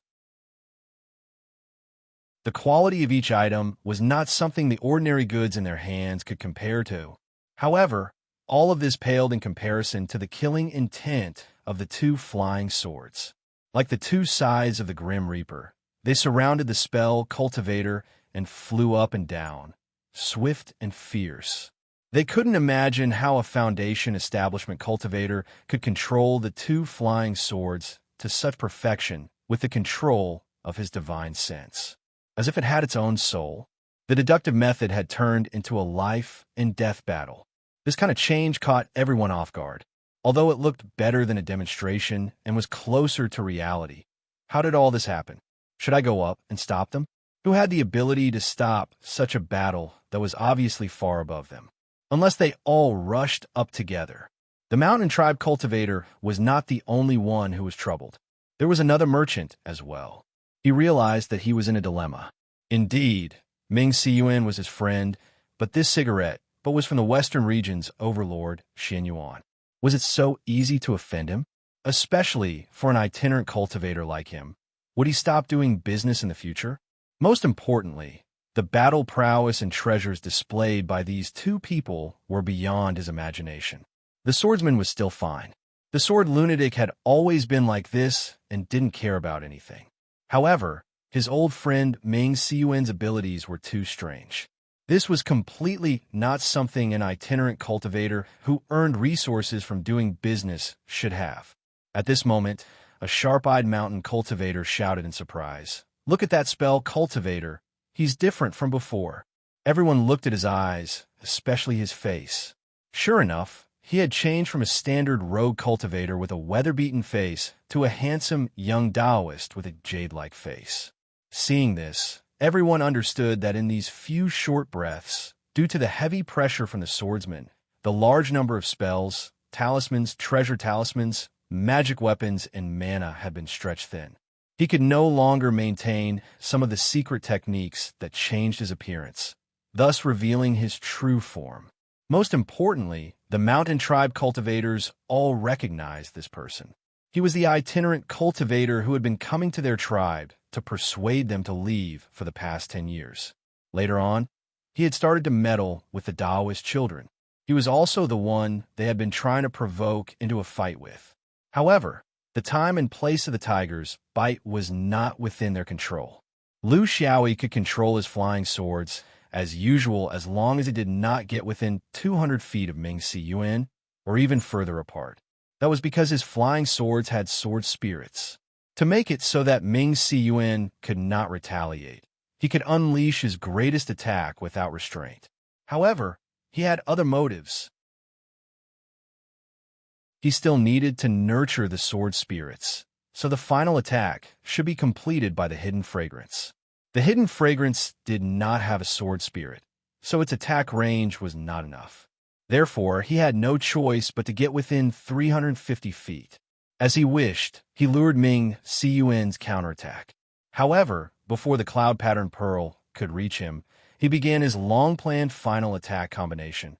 When the distance between the two was within 350 feet, not only could he use the hidden fragrance, he could also use the soul fighting technique. Ming Siyuan, who was giving it his all, suddenly felt a sharp pain in his brain. He knew that this was his opponent's spiritual attack. While he was shocked at the strength of the swordsman's spiritual power and his many tricks, he had no choice but to activate his defensive spell substitution. His spiritual power was not as good as his opponent's, but because he had at least 50 years of cultivation, the difference was not huge. He still activated his precious spell substitution because he knew that when facing the flying swords, there was no room for confusion, not even for a moment. He was a cautious person. He knew that when his cloud pattern pearl hit, the strength of his opponent's attack would definitely weaken. That would be the time for him to change his attack and defense. He had built his foundation for 70 to 80 years. He had wandered the wilderness for many years, so his battle experience was incomparably rich. Now, he could feel that there was indeed a gap between his cultivation and his opponent's. Then, as long as he could withstand the initial storm, the more time passed, the safer he would be, and the greater his chances of success would be. The acid fog did not stop. He did not believe that the swordsman's flying swords would be unharmed. Ming Siyuan did not think of leaving. This was the confidence of an outstanding cultivator. If he turned tail and ran at the first sign of trouble, his battle prowess would never improve. He also did not think that his opponent would have a third flying sword. With his knowledge of Xuanyuan's external swords, he knew very well that a cultivator with this level of cultivation would not have built his foundation for more than 20 to 30 years. It was already praiseworthy for a swordsman to be able to cultivate 2 flying swords in such a short period of time. This meant that he had spent a lot of time and energy on the flying swords. A battle was a judgment made after weighing all kinds of complicated factors. It was also a gamble. If he did not dare to gamble, he would not be a good cultivator.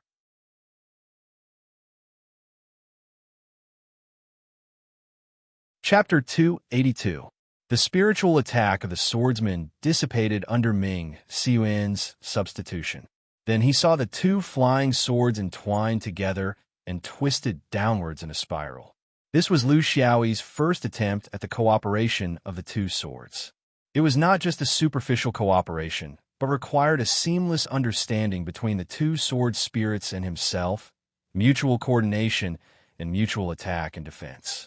This was a sword technique that was used at the same time as the spiritual attack. This should be the swordsman's final move, right? Ming Xiyuan pointed at the bird, and the golden bird immediately shone brightly. It faced the dual flying swords head-on. After dealing with this wave of flying swords, his cloud pattern bead should have arrived, right? The battle was about to change.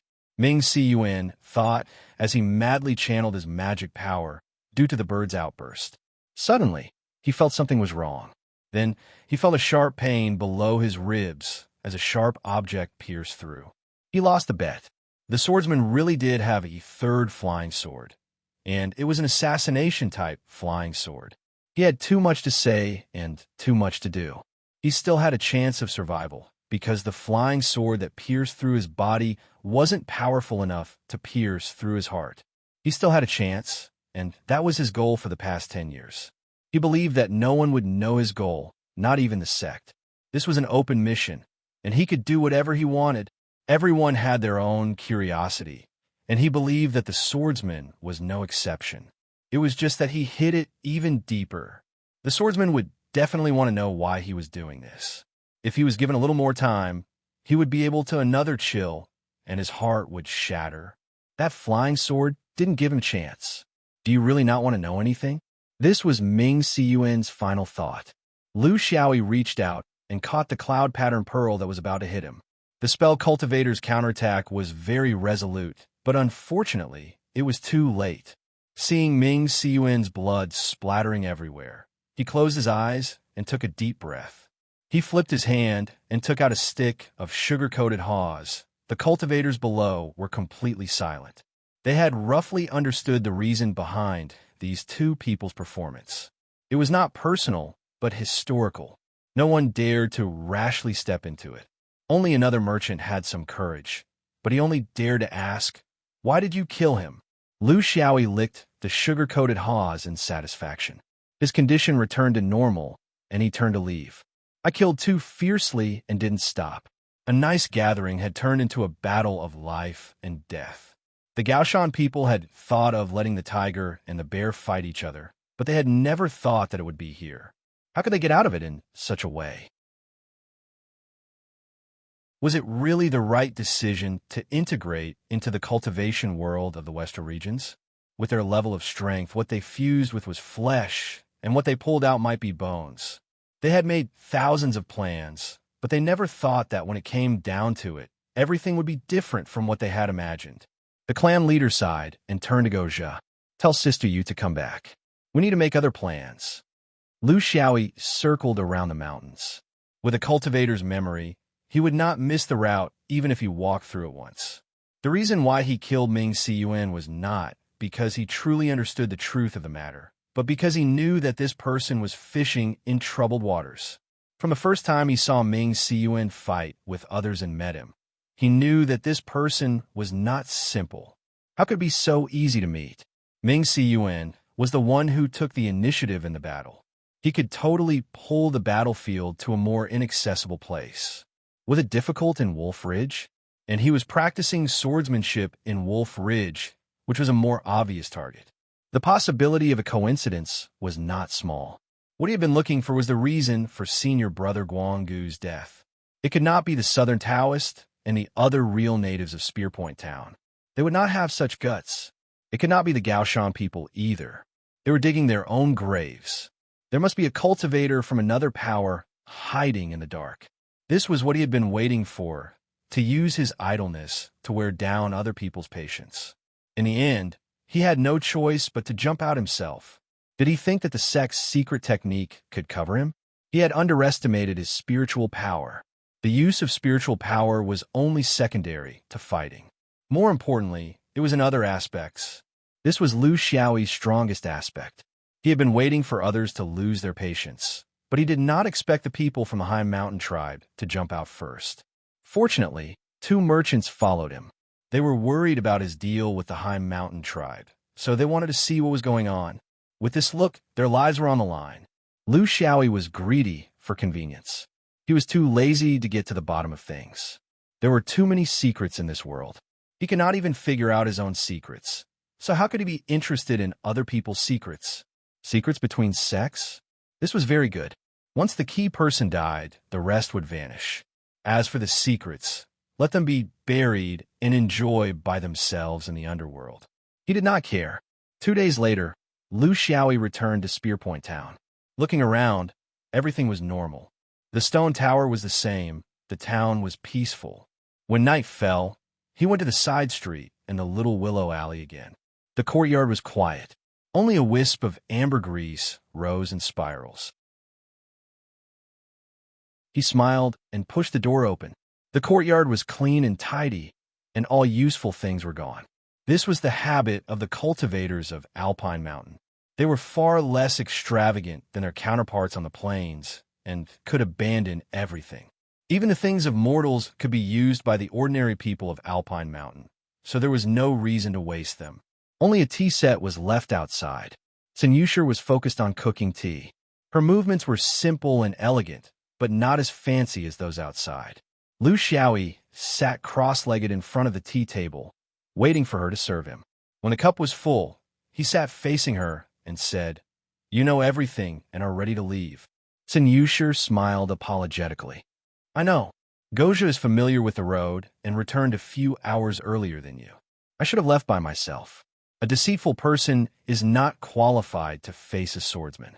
But I have some questions, so I have to ask them. So I'm thick-skinned enough to stay for a while." Lu Xiaoyi did not try to persuade her. He was not good at it and did not think it was necessary. "You're also a foundation establishment cultivator?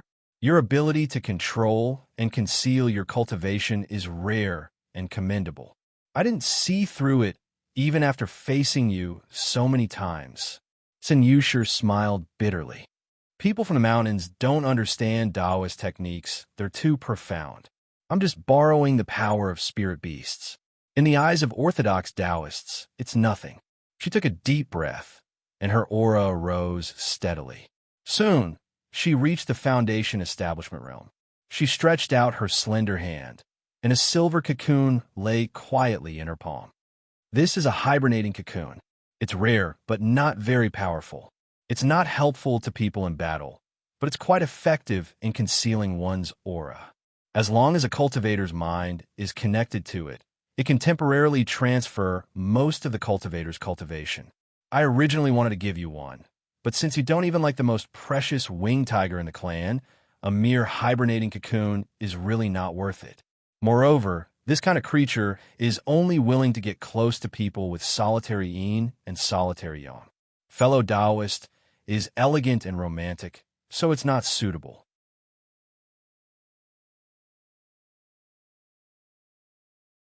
Chapter 283. Lu Xiaoyi was indifferent. The swordsman was a very independent sect. They had to be in control of everything, but they would never transfer their life's cultivation to spiritual beings, even if it was a creature they cultivated. They only believed in one kind of creature, sword spirits. As for the last sentence, it was just a hint that she would never marry, so as to prevent him from making some strange request and embarrassing everyone. Was he that kind of person? After some small talk, they soon got to the main topic. Sunyi was very curious. "Fellow Taoist Yan, have you thoroughly investigated the matter of the Taoist children? Could it be through the Xianyuan Taoist palace in Linxia City?" Lu Xiaoyi shook his head. "I don't know. I didn't investigate. It's too troublesome. I'm too lazy to do anything." Sunyi was speechless. "You killed him without investigating?" Lu Xiaoyi said seriously. "You probably have a misunderstanding about the Xianyuan sword sect. That's not the civil government. What evidence do you need? To the swordsman, we're all cultivators crossing the same bridge. If he finds it crowded and doesn't find it pleasing to the eye, he kills. Does he need a reason?" Seeing Sinyu's disapproval, Lu Xiaoyi smiled. "Don't look at the process. Look at the result. Did I kill the wrong person? I don't think so. This guy had Xuanyuan's sword talisman among his belongings. That belonged to senior brother Guanggu. After investigating, I still have to kill him. If I kill him now, it'll save me the trouble of investigating. Isn't that better? Xinyu stared at him. If you act like this, there will be a day when you kill the wrong person. How will you deal with it? Lu Xiaoyi drank a mouthful of tea. Why don't you think that the swordsman didn't kill the wrong person with a population of tens of thousands in Maozian town? Why didn't he kill me when I came to Maozian town for years, but now? If I'm wrong, I'll say I'm wrong. That's enough. Xinyu seemed to understand something. The swordsman meant that he might not have a deep understanding of the matter, but he was very clear about people. He didn't solve the problem, but only the person who created the conflict. This was the swordsman's usual style, but I'm still suspicious. Is Xianyuan really at ease with these Taoist children, especially those with unknown backgrounds? They have the opportunity to enter Xianyuan. Lu Xiaoyi pointed at himself. If a sect wants to survive for a long time, it can't be single, it can't be pure, it can't be united. One voice, one direction, and one dream. If that was the case, then they would all fall into the pit. Therefore, they needed different voices, different directions, and different ambitions. Just like me, I'm from the outer realm. I don't even know if I'm on the same side as Xianyuan, but that doesn't mean that I won't do anything for Xianyuan. Xianyuan could even tolerate the abducted Foundation establishment cultivators from the outer domain. He was confident that he could turn them into his own people in the long river of time, let alone the natives of the Fifth Ring Mountain, and a young Taoist child at that. Since there is no discrimination in education, why should I bring trouble to myself and Xianyuan? Xinyu didn't believe him. Then what's that person's goal? He put in so much effort to arrange for us Gaoshan tribesmen, and then mixed in his own personal goods. If your Xianyuan sword sect understands this, there's no reason that the other Dharma cultivation sects don't understand it, right? Lu Xiaoyi sneered. Of course, what I said just now was only in theory. In reality, all the major sects are still on guard against the natives. It's just that they don't show it on the surface, but secretly observe them. If there are too many people on the watch list, or if someone finds out, it'll be very troublesome. This person's goal is nothing more than to let me find out about your Gaoshan tribesmen's intentions. Then, he'll go one step further and purposely leak information about the other Taoist children of the Gaoshan tribesmen, creating trouble for no reason. Then, is this only happening in Maozian town? Were the other places clean and pure? Finally, how much will Xianyuan pay to keep an eye on these people?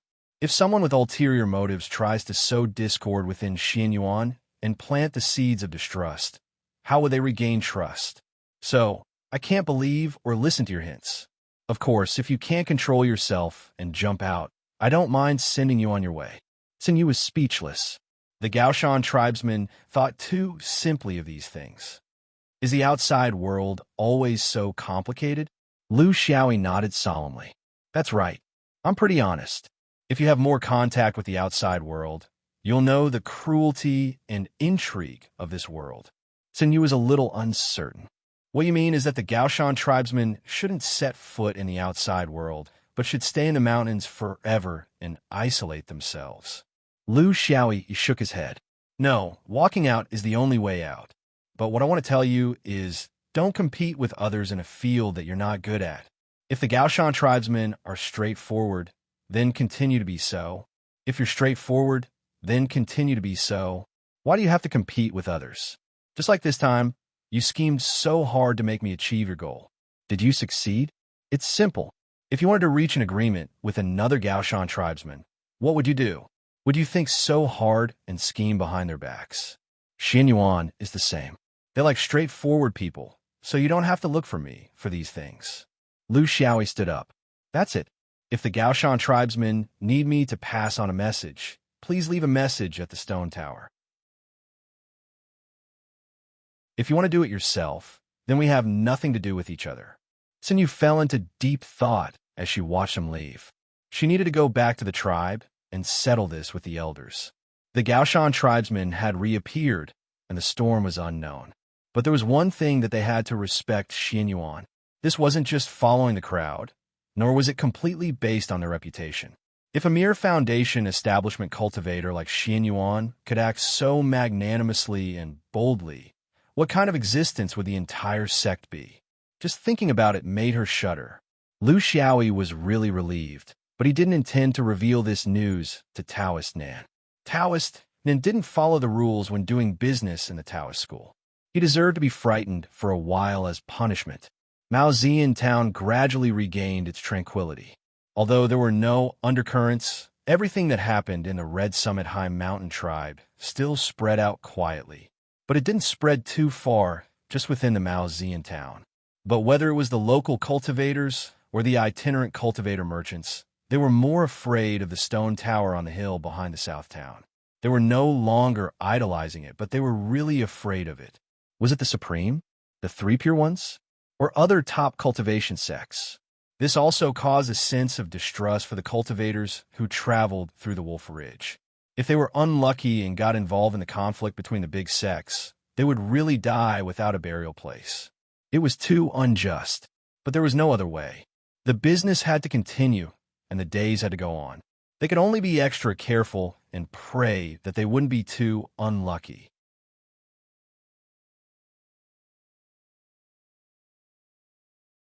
Chapter 284. Lu Xiaoyi was very depressed in the stone tower. He was disappointed to find that the hidden fragrance did not give birth to a sword spirit after killing Ming Siyuan. Perhaps there was not enough time, but this possibility was very small. He had an intuition that the head this time could not help him give birth to a sword spirit. The reason was unclear. Perhaps the process of giving birth to a sword spirit was a random process, and there was no guarantee that he would succeed every time he killed the enemy. There were no rewards, but there were real losses. The Four Seasons and City of Destruction flying swords were corroded in the battle with Ming Siyuan. The Four Seasons was lighter, while the City of Destruction was heavier. This was the inevitable effect of the acid fog on the outer swords, and also a big limitation of the outer swordsman.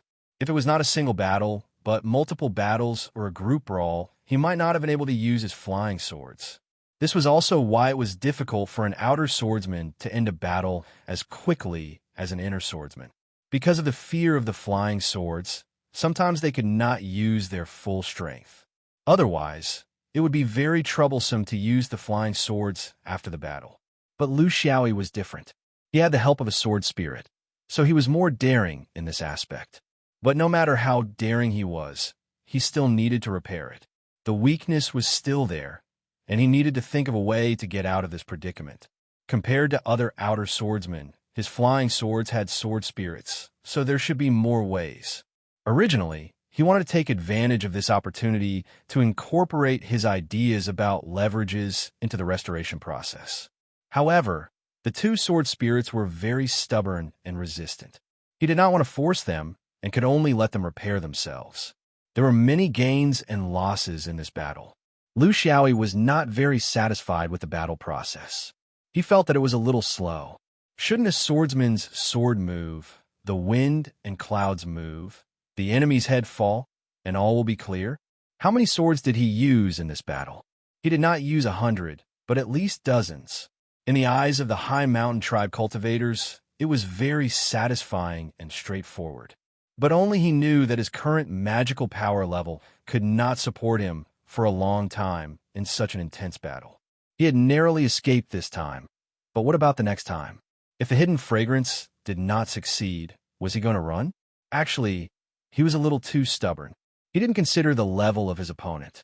Ming Siyuan was not a newbie who had just entered the foundation establishment stage. He had 70 to 80 years of experience in the foundation establishment stage. His cultivation level was close to the peak, and his spells in all aspects had reached perfection. He was very experienced. He could be considered a core disciple in a top magic lineage sect. It was precisely because of his excellence that he was able to kill Guang Gu so easily, and that he had the confidence to complete an open mission on his own. If he continued to advance, he would very likely appear in the 5 Ring Continents leaderboard of Foundation Establishment. Against such an opponent, it was already very impressive to be able to defeat and kill him. He had already improved his combat prowess by decades through his own changes in swordsmanship, and yet Lu Xiaoyi was still unaware of it. There was no problem with the attack range. There was also no problem in controlling the flying sword. There was also no problem with the strategy. The most important problem was that he didn't have the ability to make the final decision.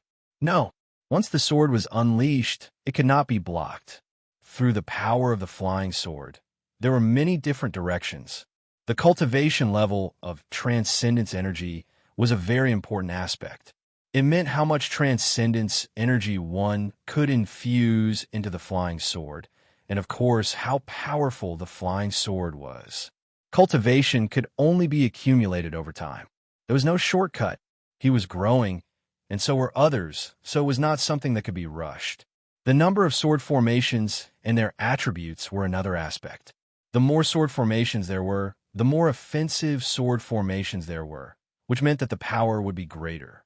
If a 9-layered flying sword formation was all offensive sword formations, the power would be greatly increased, but it would be futile without the enhancement of speed. This also required the growth of the sword spirit, and it was not something that Lu Xiaoyi could improve just because he wanted to. The sword spirit was one aspect. He already had it, and this was the reason why he was still able to live freely. Practicing the sword every day and communicating with the sword spirit was one aspect. He had been doing it all this time, but others were not idle either. They were also refining magic tools and talismans, so he could not rely on this to widen the gap. Therefore, he could only think of a way to increase the power of his flying sword in a short period of time. He came from his previous life and had many advanced ideas. The principle of balance was only one of them, because he realized that this was the only way to achieve it through a flying sword formation. He had a very bad habit. He impatiently and carefully carved sword formations on his flying sword, but instead, he would often come up with some novel ideas on the layout of sword formations. In his previous life, he was the kind of student who could solve the most difficult mathematical problems, but would often lose points in the simplest and most basic fill-in-the-blank questions. He realized that in the layout of all offensive sword formations, there was a balance point. It was because of the existence of this balance point that the flying sword could not advance or retreat. Once it attacked, it would not be able to stop, or, after one attack, it would lose its momentum for the next attack. His idea was to turn this balance point into an imbalance point. He did not have to worry too much about the flying sword losing control, because he had the sword spirit's compensation control. If the balance point became an imbalance point, it would produce leverage. Because the fulcrum changed, it would no longer be in the center. For example, the current balance point of the flying sword was usually at the center of the formation. If he moved this fulcrum to the center of the formation, or even the center of the formation, the power of the short end would be in accordance with the principle of leverage. Of course, the road had to be taken step by step, and rice had to be eaten mouthful by mouthful. The first change to the balance point should be at the center of the formation, and after the sword spirit became familiar with it, he would slowly increase it until one day it became a terrifying ratio of 9-to-1. Of course, nothing was absolute. The imbalance of the balance point also had its shortcomings. For example, the normal balance point of the sword formation would allow the flying swords to maintain their maximum power, which was always 5. However, after the balance point was changed, the flying swords could only attack 4 after the first attack was 6. Thus, the next attack could only be 4. Thus, the rotation of the flying swords was like that. But for a swordsman, of course, it was more important to maintain the power of 6, and not always maintain the power of 5. This was the dream of every swordsman who pursued explosive power. When the intermittent explosive power increased, the direct consequence was that the difficulty of controlling the sword had increased. At this time, it was time for the sword spirits to show their usefulness. They could automatically connect with the flying swords, and would not lose their balance and fall down like fire sticks after a single explosive burst. This was Lu Xiaoyi's idea to increase the power of his flying sword for a short period of time. He had the theory, but what he lacked was the reality. He only lacked the two idiotic sword spirits to grow their brains in this aspect. After this incident, the people of Maojian Town had more or less figured out the background of this new swordsman. He looked gentle and lazy, but in reality, he was ruthless and bloodthirsty. This judgment was very reasonable. Who would lick the candied haws after killing someone? Only a pervert would do that.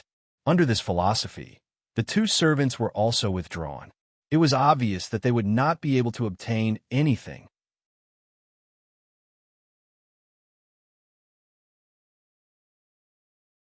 Chapter 285. This was the time that truly belonged to Lu Xiaoyi. It was also the Spearpoint town that truly belonged to him. He enjoyed this pace of cultivation very much. 1 year later, Lu Xiaoyi finally gained a considerable improvement in his swordsmanship. The Four Seasons sword and Ju City sword had cultivated with him for several years. After the life-and-death battle with Mingsu and Taoist and the damage caused by the acid fog was repaired, both of them had reached a higher level. The direct benefit was that the Four Seasons sword spirit had successfully carved the 9th layer of the sword formation on the Four Seasons flying sword. It was a speed sword formation, so it could fly faster. The Ju City sword spirit had successfully carved the 8th layer of the sword formation on the Ju City flying sword. It was an attack sword formation. If one considered the progress of his magic power, the application of swordsmanship, and the growth of the sword spirit in this 1 year, his strength had taken a small step forward compared to the time when he was fighting Mingsun. He should have improved by about 20%. It didn't sound like much, but it was actually very amazing to have achieved this in just 1 year. For most cultivators, 1 year was not a meaningful time. Most of them were still in the same place. Another indirect benefit was that the two sword spirits finally gave in and agreed to try his experiment of balancing the fulcrum lever in the following time. Lu Xiaoyi was about to continue working hard, but a group of uninvited guests broke into his territory. One day, he came back from practicing swordsmanship in the Wolf Ridge and found that there were strangers in the stone tower. He was surprised and used a method to check, but it made him very confused. Senior brother Guangbei, senior brother Yanba, senior sister Yinxing. Haha, it's my honor to have you here. I'll order the town to prepare some first-class banquets, all of which are local specialties of the Spearpoint town. Haha, this small place can't be compared to the Dome, but it has a different style. Those who came were all big brothers and big sisters. Needless to say, Yinxing was his senior sister who had the same name as him. She was the ice fairy who had a misunderstanding with him in the Sword Chi Rushing Heaven Pavilion. She was the object of admiration of countless people. Yanba, inner sword. It was the white-clothed assassin who protected him when he went to the Minzhou prefecture. He always wore white clothes, always stood straight, always had his chin slightly raised, and always looked into the distance. Guangbei, internal sword. Not only was he the one with the highest seniority among them, he was probably also the one with the highest strength. He was a genial young man with a smile on his lips, making people feel close to him at first glance. He was also the leader of this group, but he rarely showed it. Of these three, the most junior, Yin Cheng, was 30 years older than Lu Xiaoyi. Yin Bo was almost 40 years older than him. Guangbei was of the Guang generation, so he was at least 50 years older than him. He should be at the peak of the foundation establishment stage. In other words, among all the foundation establishment cultivators in the fifth ring, he was at the top of the pyramid. They were all elites of Xuanyuan's internal and external swordsmen. What were they doing in such a remote place like Maojian Town? Lu Xiaoyi had a bad premonition. He hoped that he was overthinking and that it was better to send these people away. Guangbei and Yanba did not speak. Guangbei was still smiling, while Yanba continued to look into the distance. They probably felt that it was better to let this swordsman handle the matters of the external swordsman.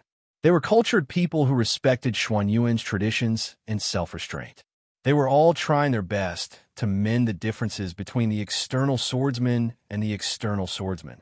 This was also the reason why the relationship between the external swordsman and the external swordsman had gradually eased over the past 10,000 years. However, Yinqing obviously could not do this. Where did you go? You were guarding Mao Zian town, but you were nowhere to be found. We waited for you for 4 hours. Is this the external swordsman's ethics? It was not good for the external swordsman to criticize the external swordsman. This was gentlemanly. However, the external swordsmen had to be strict with themselves. This was self-discipline. They cooperated seamlessly, but their target, Lu Xiaoyi, had to make up an excuse. Haha, the scenery of the Wolf Ridge is strange and majestic. Haha, when I was at the Dome, I always heard from the master that we, as disciples, should have more contact with nature. Only then will we have a pure and innocent heart. Haha, the junior brother, had nothing to do, so I went to embrace nature. I didn't think that I would hug it for so long. I've made all of you wait for so long. I'm really sorry. Yinqing knew that he was talking nonsense, but there was nothing he could do about this mischievous fellow. He could only change the topic. I heard that a year ago, you killed a Dharma cultivator here? The one who murdered senior brother Wang Bei? Why didn't you report the murder? What's the person's name? Which sect is he from? Why didn't you say anything? It was indeed this matter. Lu Xiaoyi knew that since the high mountain tribesmen did not come to find him, they must have gone directly to Xianyuan. He wondered what the sect's attitude would be if he told them the whole story. Whatever attitude they had, it was none of his business. Reporting to senior brothers and sisters, a year ago, I did kill a Dharma cultivator. He still had senior brother Guang Bei's sword talisman on him. As for his name and background, I didn't have time to find out. You all know that once the fight started, there would be no time to ask. As for why I didn't report it, firstly, since the high mountain tribesmen were going to visit Xianyuan, I could have told them all at once. Why would I waste the energy of the array? Secondly, the sect is too stingy. They only give 100 mid-grade spirit stones for killing one outside. Now that the Dome Peak is expensive and there are profiteers everywhere, what can 100 spirit stones do? That's why I'm too lazy to report it. Lu Xiaoyi pushed the blame to the sect. After all, he had been in the Dome Peak for a long time, so he knew some basic things. He also realized that his first kill had been taken advantage of, so he didn't dare to go to the visitation hall to verify it. He could only complain in front of the inner sword. Everyone said that the inner sword was fair, so he wanted to see how fair he was. Yin Zong blushed. This cigarette, but really didn't know what was good for him. How could he say such things in front of the inner sword? Shouldn't they discuss this matter behind closed doors if they were to embarrass the external sword sect for no reason? Nonsense. How could the visitation hall do such a thing? The hall masters are all honorable people. How could they be greedy for your spirit stones? Could it be that you lied about the results of the battle and were seen through by the elders? Before Lu Xiaoyi could reply, Yin Bo, who was dressed in white, spoke up. I can vouch for this. That time when he went to Min province, he did indeed have 4 heads in his account. 3 of them were Wushang, and 1 was Wan Jinglu. He stirred up quite a lot of trouble. I was the one who was ordered to send him back. I don't know how much reward the visitation hall gave him, but the 4 heads are real. The sect has records, so it can't be fake. Smokey was very surprised. This battle record was already very impressive among the external swords. Moreover, they were all disciples of large sects, not small fries and shrimps. This time, they had even killed the murderer of the Light Valley. This kind of strength could no longer be described as a coincidence. All right, if this is true, I will definitely get back what you owe when I return to the mountain after the mission. However, this is a separate matter. You have to explain the ins and outs of this incident clearly.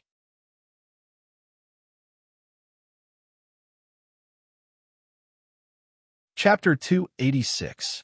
Lu Xiaoyi roughly explained what had happened, leaving the 3 speechless. Finally, he picked up the cloud pattern bead and handed it over. I don't know the person, and I didn't get anything from the corpse. This bead is his natal instrument. Take a look and see where it came from. The 3 looked at it one by one, but they were at a loss of what to do. They were only at the foundation establishment stage, only a few decades older than Lu Xiaoyi. There wasn't much difference between them. Dharma cultivators' instruments all looked the same, so there was no way to tell which Dao they belonged to. As for Foundation Establishment Dharma cultivators, just the 3 pure ones alone had tens of thousands of them, more than the swordsmen. How could they be sure? Finally, Guangbei handed the bead back to him and said gently, "Little junior brother, take this bead first. When there's a chance, let the elders in the sect take a look at it. Maybe they'll be able to tell. Actually, it doesn't matter. I, Xin Yuan, kill enemies in the 5th ring. I don't care which Dao they belong to. What's the difference?" Yin Bo snorted. "Actually, there's no need to go through so much trouble. If you keep guarding Spear Point Town, sooner or later, someone will come looking for trouble with you. Everything will be clear then. But before you kill someone, you should at least get some basic information first, right? If you can't beat them, don't be stubborn. It's not shameful to make a sound." That was the gist of the situation. The 2 inner swordsmen didn't have the slightest intention of getting to the bottom of the matter. In fact, within the inner swordsmen, this kind of thing happened everywhere. Who would have the patience to look into it? Guangbei coughed lightly and said, "Junior brother Yin, it's like this. Half a year ago, 3 people from the Red Summit High Mountain tribe came to the dome. They claimed to be the tribe leader and requested permission to enter the Western region's cultivation world. The higher-ups agreed. After tens of thousands of years, some grudges have long been forgotten. There's no need to guard against small tribes. However, considering that there are hundreds of tribes in the Wolf Ridge, I'm afraid that the Red Top tribe isn't the only one with this wish. Since they have the intention, I, Xin Yuan, don't mind taking the initiative. Therefore, we sent out a mission to contact the tribes in the Wolf Ridge and find out their general intentions so that the sect can make an overall judgment." Lu Xiaoyi nodded submissively. Beside him, Yin Bo interjected, "To put it simply, the Wolf Ridge High Mountain tribe will leave the mountains sooner or later and integrate with the 5 Rings cultivation world. They will either come to our western regions or go to the southeast regions or awry. Therefore, we have to act before those guys at Wolf Ridge do. How many people do they have? How many cultivators could they produce?" But this was momentum. I can't lose to them. If the Gaoshan tribe has 100 clans, Xin Yuan will have at least 51. We can't lose the support of the people, understand? Did he have nothing better to do? Lu Xiaoyi complained in his heart. Wasn't it better to let people choose? Everyone was safe and sound, and the well water did not interfere with the river water. Why did they have to compete with each other like primary school students? What was power? To put it bluntly, it was face. The upper echelons cared about face, but the lower echelons had to run errands. These 3 unlucky fellows deserved to take on this mission. They had plenty to worry about. With a solemn expression, he said, "The sect has great foresight. Senior brothers, you are truly the role models of my generation. Junior brother's status is low, and my shoulders are narrow. I can't bear such a heavy burden. I can only give my blessings from afar. I wish for victory and success. Here, junior brother will drink tea in place of wine. Cheers." He raised the teacup in front of him and drained it in one gulp. He looked extremely emotional. It was as if he was sending people on a journey that was bleak and cold. He was very self-righteous. These 3 obviously wanted to start with the Red Summit High Mountain tribe so that they could smoothly ask him about the situation. However, none of the 3 senior brothers and sisters raised their cups. Yin Bo raised his head to look at the clouds with a trace of disdain at the corner of his mouth. Yin Chung closed his eyes and lowered his head. His iceberg-like face was exceptionally cold, as if he was extremely angry that his junior brother from the external sword sect was so afraid of anything. Only senior brother Guangbei was still smiling. "The 4 of us have taken on this mission. We're going to take a look at the dangers of the Wolf Ridge and see if it can stop my Xuanyuan sword." Lu Xiaoyi's heart skipped a beat. He had a bad premonition and forced a smile. 4? Ha! So there's a senior brother who I don't know which hero he is? Is he the vanguard? Or is he in charge of logistics? Yin Chung could not help but say, "I'm afraid he can't be considered a hero. All 4 of you are here. But from what I see, junior brother, you want to be the vanguard?" Lu Xiaoyi shook his hand and said, "I'm in charge of logistics. I have experience. I can't be the vanguard. I'm dizzy with directions and can't distinguish between north, south, east, and west." That can't be right. I didn't apply for this mission. Xuanyuan's missions are all voluntary. It's not good to force people to join. I just came to the fifth ring and am unfamiliar with the place. My realm is low and I'm not strong enough. Why? Why did you find me? Guangbei said gently. The three of us did join willingly, but an elder told us that you played a huge role in the submission of the Red Summit High Mountain tribe. You must be familiar with the High Mountain tribe, so you were recommended to join us. It just so happens that junior sister Chuang is lacking an external sword partner, so Lu Xiaoyi was indignant. The Red Peak High Mountain tribe surrendered willingly. I didn't do anything. It's them who can't live anymore. They came to the western regions because their tribe's land is closer to here. If the High Mountain tribe settlement is closer to the southeastern regions, they will definitely surrender to Peerless. It's a reality. I don't have the ability to pull them over. Guangbei's smile was still the same. See, don't you know the Wolf Ridge very well? Lu Xiaoyi wanted to cry, but had no tears. He realized that the more he tried to explain, the worse it would get. Can I not go? Seeing the three of them staring at him, he knew that he couldn't refuse, so he tried his best to come up with an excuse. Senior brothers and sisters, look, Mao Tip Town isn't peaceful. Murders happen from time to time, and the transmigration merchants there never stop coming. Who knows what they're thinking? We need someone to keep an eye on them. Also, the Stone Tower's formation is precious. If no one looks after it and it gets destroyed, I promise to give lectures to the town's dojo. They need me to cut the ribbon for the newly opened official residence. Yinbo interrupted. I saw that a new green restaurant opened in town. Did they invite you to try it out? Lu Xiaoyi choked heavily. He could see that these three people were like tortoises eating weights. They were determined to drag him down with them. Guangbei continued to speak softly and slowly. Junior brother, Yin is truly a responsible person. You are very meticulous in your considerations. However, it is only a bunch of clowns. Even if they were placed in the western regions, they would not be able to make any waves. It is better for us to not get involved in the affairs of the mortal world. As for the stone pagoda array that you mentioned, rest assured that no one would dare to touch it. After junior brother Guanggu left, you took over. Go pack up. We'll set off in an hour. Lu Xiaoyi smiled bitterly. Aren't we going to rest for a night before leaving? Yin Bo exclaimed softly. Sword cultivators of our generation must cut through all obstacles without fearing danger. What's there to rest for? Don't worry, don't worry, don't worry, don't worry.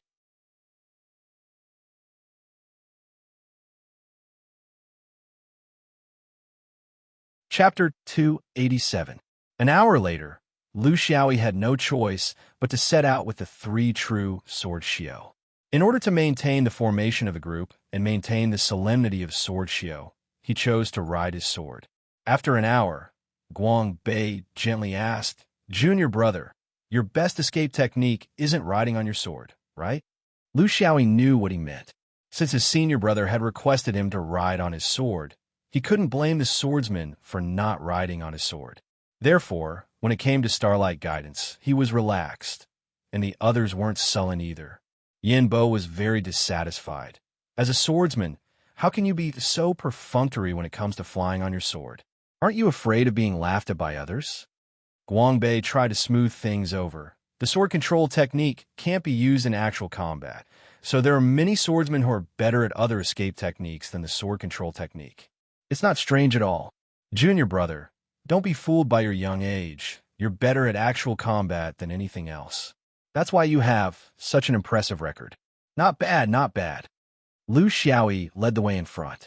Hearing Yin Bo's incessant nagging, Lu Xiaoyi wanted to teach him a lesson. Therefore, he increased the speed of his Starlight Guidance to 80% of its original speed. With his current constellation system, he could identify and borrow power from nearly 100 stars. When he used this technique, especially in the mountains, he could change directions as he wished. He was as fast as lightning, flying in the valleys and mountain streams without slowing down at all. He was like a jumping star in the mountains. The sword control technique was good at sprinting and increasing speed. It was very advantageous in open spaces, but it wasn't very suitable in the mountains. Therefore, Even though the three of them were following Lu Xiaoyi, some of them actually felt that it was strenuous. Yin Chang's cultivation was the lowest among the three, so she was the first to feel that she couldn't keep up. There were a few times when the sword control technique brushed past the mountain peaks, but she was stubborn. She clenched her teeth and didn't say anything. Yin Bo was also paying full attention. He was afraid that he would lose face in front of this junior brother. He could still keep up now, but if Lu Xiaoyi increased his speed, he wouldn't be able to catch up. Among the three of them, only Guang Bei did not seem to have noticed. He was only 100 feet behind Lu Xiaoyi, not a bit more, not a bit less. Lu Xiaoyi only ran for less than a moment before he slowed down. He was not throwing a tantrum. How old was he?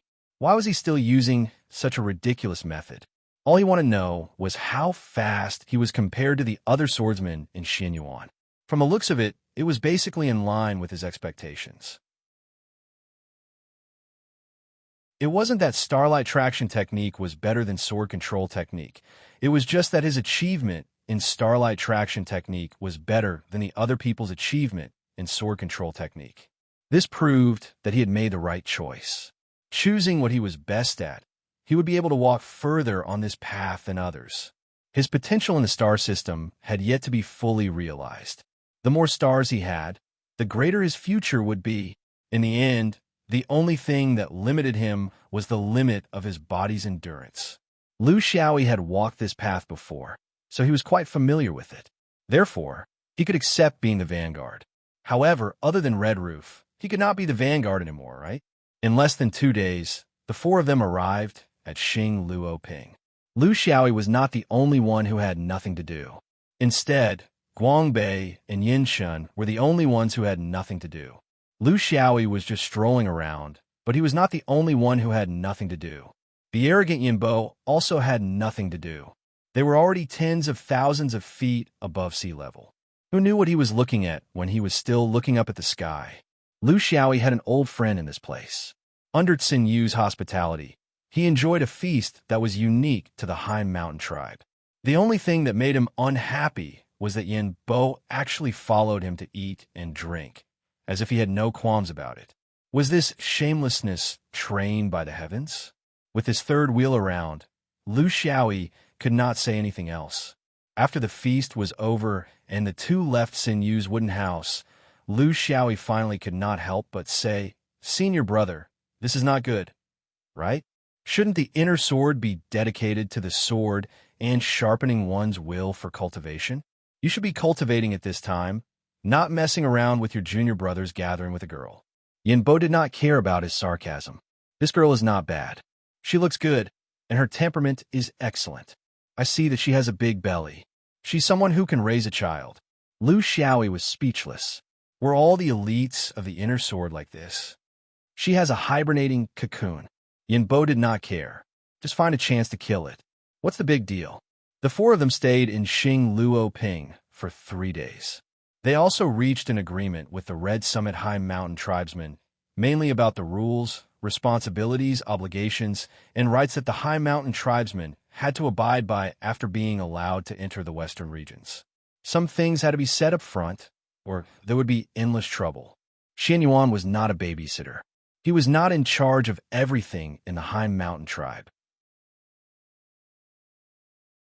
There were many details involved, not only between the High Mountain tribesmen and Xianyuan, but also between the High Mountain tribe and the various sects of the western regions, including the future and the large sects on the other side of Wolf's Ridge.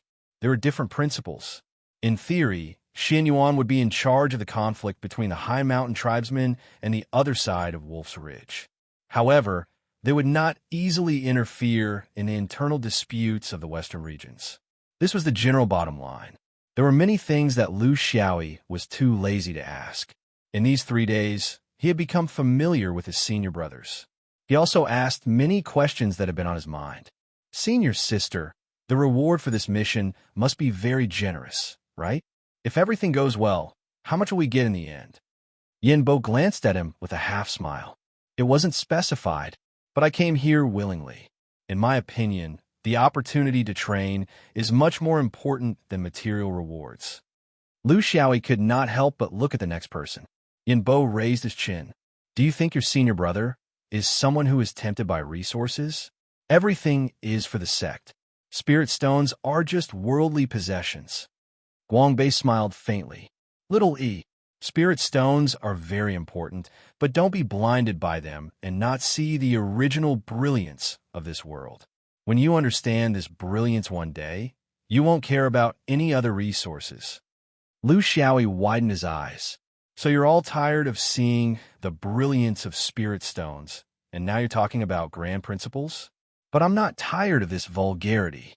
Why don't you leave the vulgarity to me, and you can go and find your own world?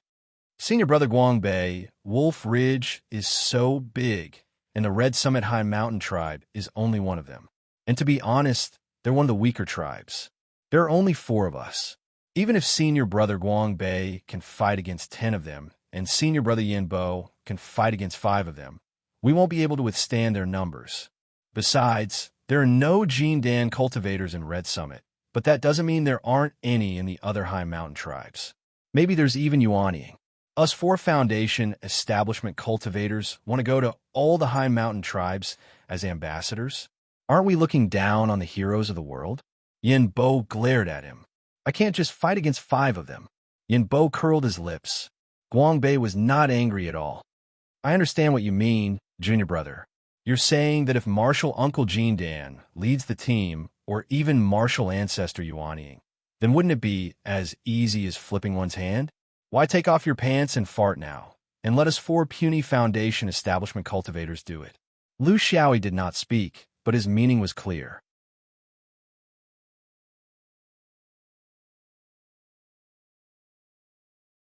Chapter 288. The Xuanyuan's principle has always been to surpass the levels, either low or high. What does that mean? It means that whatever the Yuanying spiritual masters can do, they will arrange for Jindan to do it. Whatever Jindan does, it will naturally be the Foundation establishment stage's turn. On one hand, this is the only way to test the abilities of the disciples. Making them think of ways to complete tasks in the face of danger is very beneficial to the cultivator's future. Whether it's temperament, strength, or upper level, it's all a form of training. When you're used to struggling in dangerous situations, you won't feel anything when you encounter real danger. On the other hand, the Xinyuan swordsmen have the ability to kill those of a higher level, so it's actually not as dangerous as you think it is. Lu Xiaoyi disagreed, muttering, I still prefer using a butcher's knife to kill chickens. Guangbei was very patient. The Wolf Ridge High Mountain tribe is the result of the changes of time. Unfortunately, due to the restrictions of the region, this process is a process of weakening. If it's too complicated, 3 days and 3 nights won't be enough to explain it all. I'll just say one point, because if a 5th ring cultivator wants to break through to the Yuanying realm, they have to come out and participate in the fight for the outer spiritual opportunity of the 5th ring. Under the countless attacks of the 5th ring, they don't have this opportunity. Therefore, the Yuanying realm has long been extinct in the Wolf Ridge. Jindan still has them, but they are very few in number. The 5th ring has an agreement with the Wolf Ridge. Outside cultivators of the Jindan realm and above are not allowed to stay in the Wolf Ridge. Only Foundation establishment stage cultivators are allowed to move freely, so you don't have to worry about meeting a Jindan realm cultivator here. Then, what else is there to worry about? Lu Xiaoyi sighed. Strange rules. But it was because of these rules that the High Mountain tribe in the Wolf Ridge could survive for tens of thousands of years without being affected by the outside world. Otherwise, they would have become the vassals of the various large sections. But there was a limit. When the High Mountain tribe felt that their cultivation was unable to continue, they would eventually walk out on their own. The Wolf Ridge is tens of millions of miles long. If we continue like this, even if there are no accidents, how many years will it take to walk out? Can you do it in this lifetime? Smokey sighed. Even if you want to leave, you'll have to wait for the chance. This time in Xinyuan, there are a total of 10 groups like ours. Each group will be responsible for a section. Our section is about 1 million li north of Maozian town. There are more than 40 alpine tribes. It won't take too much time. It will take at least 3 or 4 years, and at most 7 or 8 years. It's not a big deal. After such a long time, he was really annoyed. This was the nature of lazy people. He had intentionally suggested that the four of them should split up to save time. Even if they couldn't work alone, they could work in pairs. That way, they could save half the time. However, he still chose to slack off when he was faced with the choice of shouldering the responsibility alone or slacking off even though it would take time. With the four of them traveling together, he was basically an idle person. Fine, he would just treat it as joining a long-distance tour group. Are the other teams also willing to contribute without asking for a reward? Yinbo laughed. No, they were all here to get paid. Therefore, only our group is the most special and different from the rest. Lu Xiaoyi was speechless. At %yin hashtag, the matter with the Red Top Alpine tribe went smoothly because both sides had already agreed. Now it was just a formality. Their real test was yet to come. It was the remaining 40 Alpine tribes whose attitudes were unknown. They had a detailed map of the Wolf Ridge. It was meticulously drawn by the divine senses of the sect's great cultivators. Not only the Wolf Ridge, the western regions, the southeastern regions, and the Arai Sea were all under Xuanyuan's control. There were no secrets. Of course, it was the same for the other large sects, or even more detailed. Guangbei handed a map to Lu Xiaoyi. The valleys, peaks, paths, and elevation were all recorded clearly. Lu Xiaoyi laughed dryly. Senior brother, why are you giving this to me? I don't need it, right? Why would I be afraid of going the wrong way when I'm following behind my senior brothers and sisters? Guangbei smiled even more warmly. I feel that, little E, you're the best at leading the way. We won't have to fly over dangerous peaks in vain. Moreover, we can train our speed by flying. What do you all think? Yinbo strongly supported him. When the group moves forward, the scouts take precedence. Swordsmen are in groups. The most skilled ones are the best. Little junior brother is very capable. This honor is not suitable for anyone else. He's the only one who can bear it. Lu Xiaoyi looked at Yin Chong hopefully, hoping that this senior sister, who also belonged to the branch of the external sword, could help him. After getting along with her for a few days, he found that although this senior sister had a cold heart, she was still very considerate. However, Yin Chong did not seem to notice Lu Xiaoyi's pitiful gaze. All right, the external sword, will not shirk my responsibility. Lu Xiaoyi felt miserable. This senior sister of his loved to use her authority to pressure others. The external swords were shouldered. You're also an external sword. Why don't you do it? Although he was angry, he still had to do what he had to do. It was like the relationship between a veteran and a new recruit in the army in his previous life. There was no room for doubt. The only thing one could hope for was to become a veteran one day. After looking at the map for an entire night, he found a path that could be used to fly. The next mountain tribe was called the Great Bay Tribe because their gathering place was shaped like a huge bay. It was less than 50,000 miles in a straight line. However, this Great Bay Tribe was even deeper into the core region of Wolf Ridge than the Red Top Tribe. The mountain terrain was also higher. Wolf Ridge had an average height of 10,000 zhang. Generally speaking, the closer to the core region, the higher it was. It wasn't uncommon for some famous mountains to reach a height of 10,000 zhang. The maximum height a foundation establishment cultivator could fly was around 10,000 zhang. Thus, finding a path formed by valleys and mountain bases was crucial. Otherwise, if they couldn't fly, they could only crawl. This was very embarrassing for a cultivator. Letting Lu Xiaoyi be the vanguard was not completely bullying him. The most important thing was that his escape technique was different from others. If one did not look at the sword case on his back, they would definitely think that he was a spell cultivator. A cultivator's senses in the wild were definitely based on divine sense, followed by vision, hearing, and then the other three senses. Sword control was too unique. Others would know that a swordsman was coming from afar. However, the star escape technique was different. A place like Wolf Ridge might be a place beyond the reach of a fifth ring cultivator, but it was also a dangerous place. Some of the rules and restrictions here were not as restrictive as the outside world, other than some fundamental rules, such as not allowing Gene Dan cultivators to cause trouble here The other rules were much weaker. Battles and life and death were very common. Thus, those who dared to come were either extremely confident in themselves, or in groups, or pulled in by others. In this kind of environment, flying alone at the front was still a test of a cultivator's ability, even if it was like forcing a duck onto a perch. You're tuning in to the Warrior Lore YouTube channel. Don't forget to subscribe and join us on this journey to catch the most captivating stories.